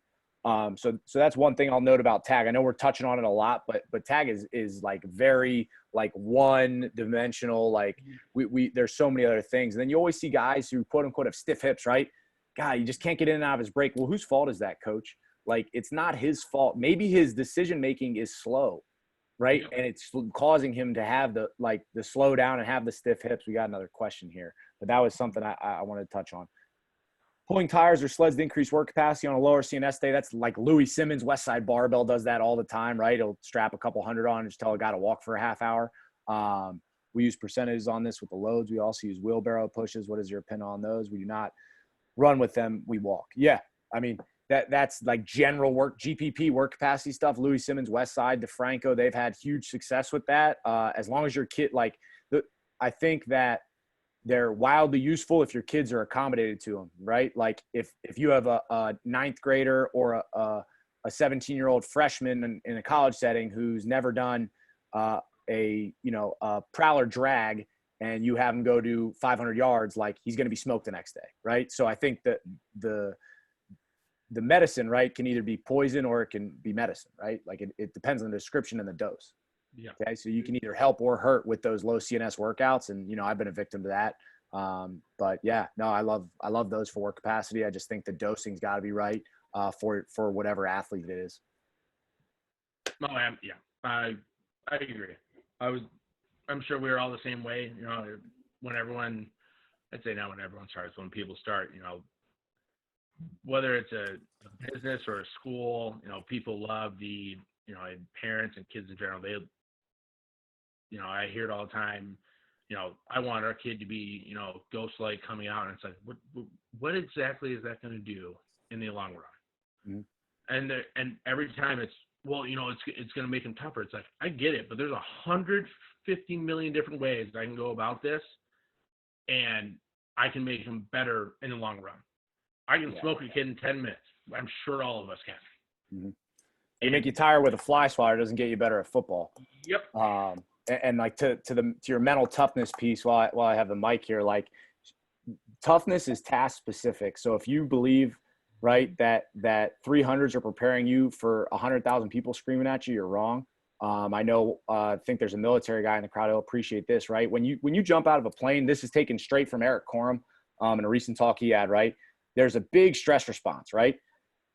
But they don't prepare for that with 300s, right? They prepare for it while slowly building up and inoculating the stress, right? They take them to a high jump. They jump off that into a foam pit. Then they go off a building with a parachute, right? And then they like take them up in the plane, but don't jump. They slowly build to that point, right? And I'm probably doing it disservice. Eric Corum had a really good explanation of it. But like, that just makes sense, right? Again, and you adapt to the stresses placed upon you. Mental toughness is not from mat drills. And I think that's hopefully something that's changing in the college strength and conditioning community, but it's got to start at the top from the guys who are a lot more money than us. Oh, absolutely. And I know we're going to keep going along with, I'd say the tag and decision making. I mean, there's, like you said, tag isn't the only variation to it. Obviously there's 100 different ways you can manipulate the decisions. Kind of like you said, someone breaking down, having the tight hip, can't get out of the cut, can't make the decision, whatever it is. There's, a lot of different ways to manipulate that. But in retrospect, how would you manipulate or progress that manipulation for the coaches on here? In regards to how would I progress the decision-making manipulation in regards to what? Because I think, so like I said, I think you need to increase the complexity, increase the density, and then you got to throw fatigue in there towards the end of the progression, right? There's so many different factors that go into it. And then position specific, obviously, right? Like an O lineman needs to be able to take his read steps, right? See if the DLs are stunning, and then be able to climb up to the second level. He's got to he's got to process all of that and make the decision to act with his footwork in however many like milliseconds, right? In order to be optimal. So like if he's able to go through that loop a lot faster because he's got a lot of tools in his toolbox and has been exposed to it repeatedly, right? We're setting him up for success. If we are doing 5-10-5 and gassers, we are not and saying, oh, well, we got his 5-10-5 down and he's in better shape running 106 yards. But that's not preparing him for the sport, right? It might give him very, very general, vague tools that might transfer, like very might, like emphasis on might. But it's not really preparing. What about when what are the things that you are, I'd say, for your speed drills for max velocity? What are your go-tos? Like I don't know how many times I've talked to Tony Holler, but his big thing on, I think it was last Thursday. Yeah, last Thursday was just creating kind of like you said, the consistent measure over time. Where like thank God he lives close. He's like 40 minutes away. So when I met with him, we were focused on, kind of like you said in the beginning, a couple of years ago, we were so focused on the weight aspect for football. I'd say it's a common denominator for most coaches is that strength, strength has its value, speed has its value, and where is it all put? Like you said in your presentation, speed has to be more of a focus for strength coaches. And I think I can't remember who wrote the article, but someone was talking about how speed training is the Achilles heel of a strength coach. Because we all know the weight room, not many people are really focused on that part of speed. And I can't remember who wrote it. I won't say because I clearly can't remember, but I think strength coaches are very comfortable in the rack, right? Yeah. And they have the dictionary and the PhD on that, and they have the Spark. This is taken too. They have Spark notes on the field. I forget who that's taken from, but somebody smarter than me said that. I'm with you on that one. And Tony Holler's awesome, obviously. Like the rank, record, publish, feed the cats. Like it's good stuff. He's obviously been very successful with it. My go-to max velocity development things, like obviously you got to expose them to it. You got to expose them to it. Bringing it back to my example with a previous coach who had 16 hamstrings in a season. I think there's a lot of times guys are afraid to expose them to it. Well, the first time they get exposed to it shouldn't be in a one-on-one in the third quarter when they're throwing a fade route, because that's what happens. Like you didn't prepare them for it, so it occurred. Like that's not rocket science. But right, in a drill perspective, Dan Paff mentioned when I was out at Altus, he was like, drills don't get people faster, but they give them contextual clues and get their body aware of like what you're going to cue them or what drills you're going to put them with in practice. You know, we haven't done a ton of wickets, but I think those are good. They have their time in place, whether it's extensively or intensively, right? You just got to place it on the proper day within the microcycle. And then, but ultimately, right, it's build-ups, it's chain sprints, it's fly-ins. Like you get those 3 done really well, like you're in business. All right. Now take those max velocity, like measurements. All right. Time them, rank, record, publish, like get them like used to being like, oh, okay. Like just like when their max goes up in the weight room, they're all fired up. Like, hey, get them used to having like a PR on the field. Right. And then once you expose them to that, touch that, right. And then inoculate and add all the other stressors to it. So like the one coach mentioned, right. How do you prepare them for the game? Like continue to do that stuff and then add the capacity stuff afterwards. But I think it's very important, obviously, to prepare them for that. So we do a lot of drills, especially with especially in our warm up on our high CNS days. Our low CNS days, a lot more mobility emphasis, but our high CNS days, like we're doing a lot of stuff to prep the foot ankle complex, to increase elasticity. Like we're doing a lot of things so they can execute under fire those max V drills and sprint work. So I think a lot of stuff's done in our warm up, like the 1-2 switch, the boom booms, like whatever you want to call them. Like there's a lot of different ways, and coaches will do all the drills they want, but I think the execution of them is a lot more important, right? Like you could do 1,000 drills, right? Oh, we're going to increase the toolbox, but if you do 1,000 drills like crap, it's not really relevant. So I think you need to execute X amount of drills really well, and then increase the drills after that. Because again, we're just giving them context and awareness. So when they do, right, get into the upright posture, they're able to strike from above. They're able to be quick off the ground, right? They're able to do all these things we want with a head relaxed, all that stuff. But ultimately, it's about execution. So I think cueing and coaching and organizing is a little more important than the drill work. Oh yeah, I couldn't agree more. And I know with you know, when you're bringing up the change of direction aspect, you know, how are you, you know, what I'd say, what are you guys focusing on when it comes to the execution or the technique or the, you know, teaching of the change of direction? What are things that you guys are focusing on in order to enhance those movements when it comes time? Yeah. So like, I don't even like, I had these at the end because I wasn't sure if we'd have time. Like here's a guy pushing a low prowler with like 600 pounds on it. Here's like a med ball dive start. So the COD, right? There's a guy, here's the chain sprint with like one of our running backs from a couple years ago. So again, he's not truly upright, right? So this is 2 chains, 40 pounds, probably a little more than 10% increment, but it's not the true acceleration angle, right? The true acceleration angle is like the hashtag, right? The max velocity is a little more upright. Okay. And so here's a fly in, right? And again, so this is something for a skill guy that I think would be beneficial early on, right? He's a skill guy. He's been exposed to upright sprinting. Like, let's do some 20-yard, 25-yard buildups, get you comfortable, a little more upright. So this is something early on I feel comfortable with exposing them to. So like, here's the answer to your question. So like, we'll do squat and sway. So again, teach, right? These are terrible lines here. Right there's the hashtag. It's a lot better than my drawing. A lot better than my drawing gives it credit. But right, can they, again, this goes back to the learning continuum. Like they're unconsciously incompetent. They don't know, right? So how are they going to be able to do a 5-10-5 before they can hold the position, right? Like get them in the position, get them comfortable in holding it. All right, great.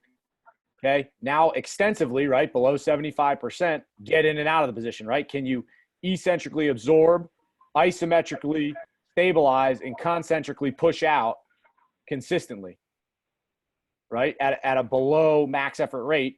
All right. And now can you, and there's like 1,000 drills I could do here, right? Here's 3, right? And we'll go lateral broad jump into a rotational broad jump. Okay. So getting in and out of those cuts extensively to intensively, right? Prior to flying in and out of them with a 5-10-5 or a cone drill, I think is pertinent. So those are just 3 like super basic drills we'll do. Nothing crazy. Like again, like examples of ACell Max V stuff. Like by no means an exhaustive list, but that's those are some videos. I wasn't sure if we'd have time for those though. And then Adrian, I couldn't agree more. The problem with what was said, the problem with football guys is technique. Most strength and conditioning coaches don't know it or can't probably teach it. Yep. Kind of like we were going on. Most strength guys, they have the PhD in the weight room and inside a rack, and they don't like stepping outside of that comfort zone. You know, it's extremely common because you hear people talk about, I'd say 80% of clinics, I bet you I've heard, are, I'd say, strength related. You know, there's, you know, not many people that I'd say sometimes want to expose themselves to what they do. You know, obviously with Coach Tucker going through his progressions and methods, it's enlightening because I think I bet you I've watched 50 Zoom presentations, and I'd say probably a little bit more than 40 are strength related.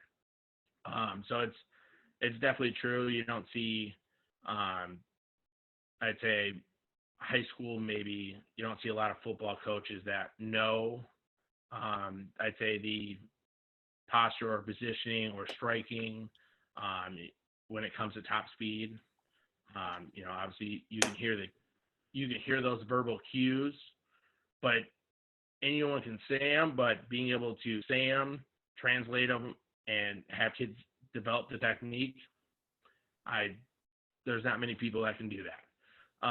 Another issue with that is, right, people have all squatted before, right? Like all the coaches feel very comfortable in there. Like you said, like they're comfortable in there. And again, expose yourself to new knowledge, expose yourself to stuff that you're unfamiliar with. And then like, can you see it? Like and it happens a lot faster than a squat, right? Can you see it? Can you cue it or not cue it? Can you design the drill in order to increase, right, their competency in it, right? Hopefully you can say nothing and just design a drill in order for them to figure it out themselves, right? But ultimately, the coaches will all have like a speed guy, right? And then they'll just get pigeonholed like that. And oh, Adrian, that's funny, man. The speed guy, right? And they'll always refer to him, and it's like, well, get your vocab up, get your vernacular up, so you're able to be the everything guy. Like, don't pigeonhole yourself as the powerlifter guy, right? Don't pigeonhole yourself as the Olympic guy. Don't pigeonhole yourself as the mobility or speed guy, right? If you want a job and it's for a mobility guy and you have a PhD in Olympic lifting, guess what? You're not getting the job. And then ultimately you're not helping your team win. Like if you're only good at one thing, right? You want a quarterback who's just good at handing the ball off, or a quarterback who can only throw slant routes. Like, no, you want a quarterback who can do it all. Yeah. And you know, to go along with that, like even Tony said it, you know, or Tony Holler said it, you know, as much as strength is a skill, speed is a skill, but skill is more of a necessity than anything. And, you know, it goes back for, you know, other places that, you know, I've worked or whatever, where, you know, the strength stimulus is the way to go. That's what everyone thinks. But in reality, speed is a skill, but there's so many different facets to how that speed is, you know, whether it's acceleration, max velocity, you know, agility, change of direction. There's so many different components that go with it. But like you said, people don't want to expose themselves to understand the different, you know, I'd say, whether it's the technique or the concepts. You know, people don't want to look up alactic and aerobic. They don't want to dive that deep into, I'd say, when it comes to the energy systems. You know, people don't want to dive into, you know, what I watched yesterday, you know, Cam Josie and, you know, Tony Holler, you know, people like Adrian himself, where people don't want to, I'd say, learn as much, kind of like you're going off of, because it's a whole different world for them. And you kind of hit right in the head. Like, people have to understand where speed comes in and how it's, you know, translated on the field. Like, I love the weight room. It's easy enough for me, but same thing with speed. I have to, you know, I got to reach out to people like yourself and vice versa to, you know, I'd say enhance my vernacular or movements and just obviously understand things better. Same thing with Altis. Yeah, I love what you just said, and I know we're kind of running out of time. I got two more things for you, right? A lot of people have, just like we said, a lot of people have squatted, but not a lot of people have run. Like, people have run before, yes, but have they sprinted? No, more than likely, right? So there's a key difference between running and sprinting, and people need to realize that. And then you touched on it, right? Strength can increase. Like everyone was talking about, oh, the weight room gets you faster, right? You had the guy with the bar bending on the back. But like the Bushexnator, like how much ground reaction force you're going through the foot, like speed gets you stronger too. And people don't really want to use that like from a neural standpoint as well as like a ground reaction force standpoint. So there's so much that goes into it. And again, I'm not an expert by any means. I just, that list right there, I will research those guys at the end of the time. Like I will tell this to anybody. Altus was by far the best continuing ed I've ever done when I went out there. And I've just learned from some quality people. Like that's it. And I think that the more you see guys do the big squat Friday and the mat drills and stuff, that it's just not conducive to it. Doesn't translate.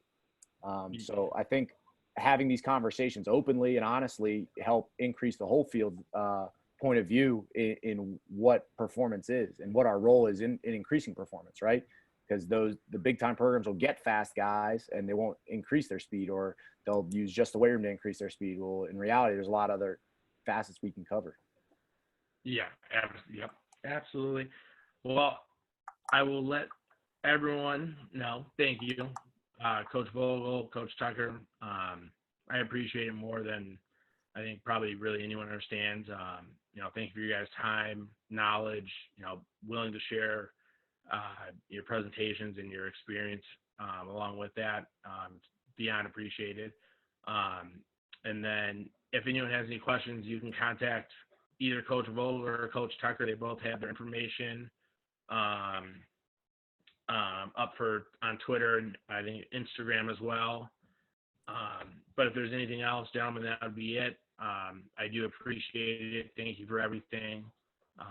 It's like I said, beyond appreciated, and it's phenomenal that people can come on here and learn and have these open discussions, like you said, where it's I'd say most of them are usually pretty quiet, where it's a presentation and then done. So I appreciate both of you. Thank you for your guys' time, and that is it for today. Thursday we'll have Georgia Tech staff, and then Mike Nichols from Acceleration. So I appreciate it, guys. Thank you for everything. Hope everyone stays safe and can get back to work soon enough. Bryce, thanks for having me on, man. I appreciate your time. I just threw my number in the chat. If anybody wants to reach out, man, and talk, I'm always trying to learn. So, again, I appreciate all the things that you're doing for the community right now, Bryce. It's awesome. Oh, I appreciate it, guys. Have a good one. Yeah.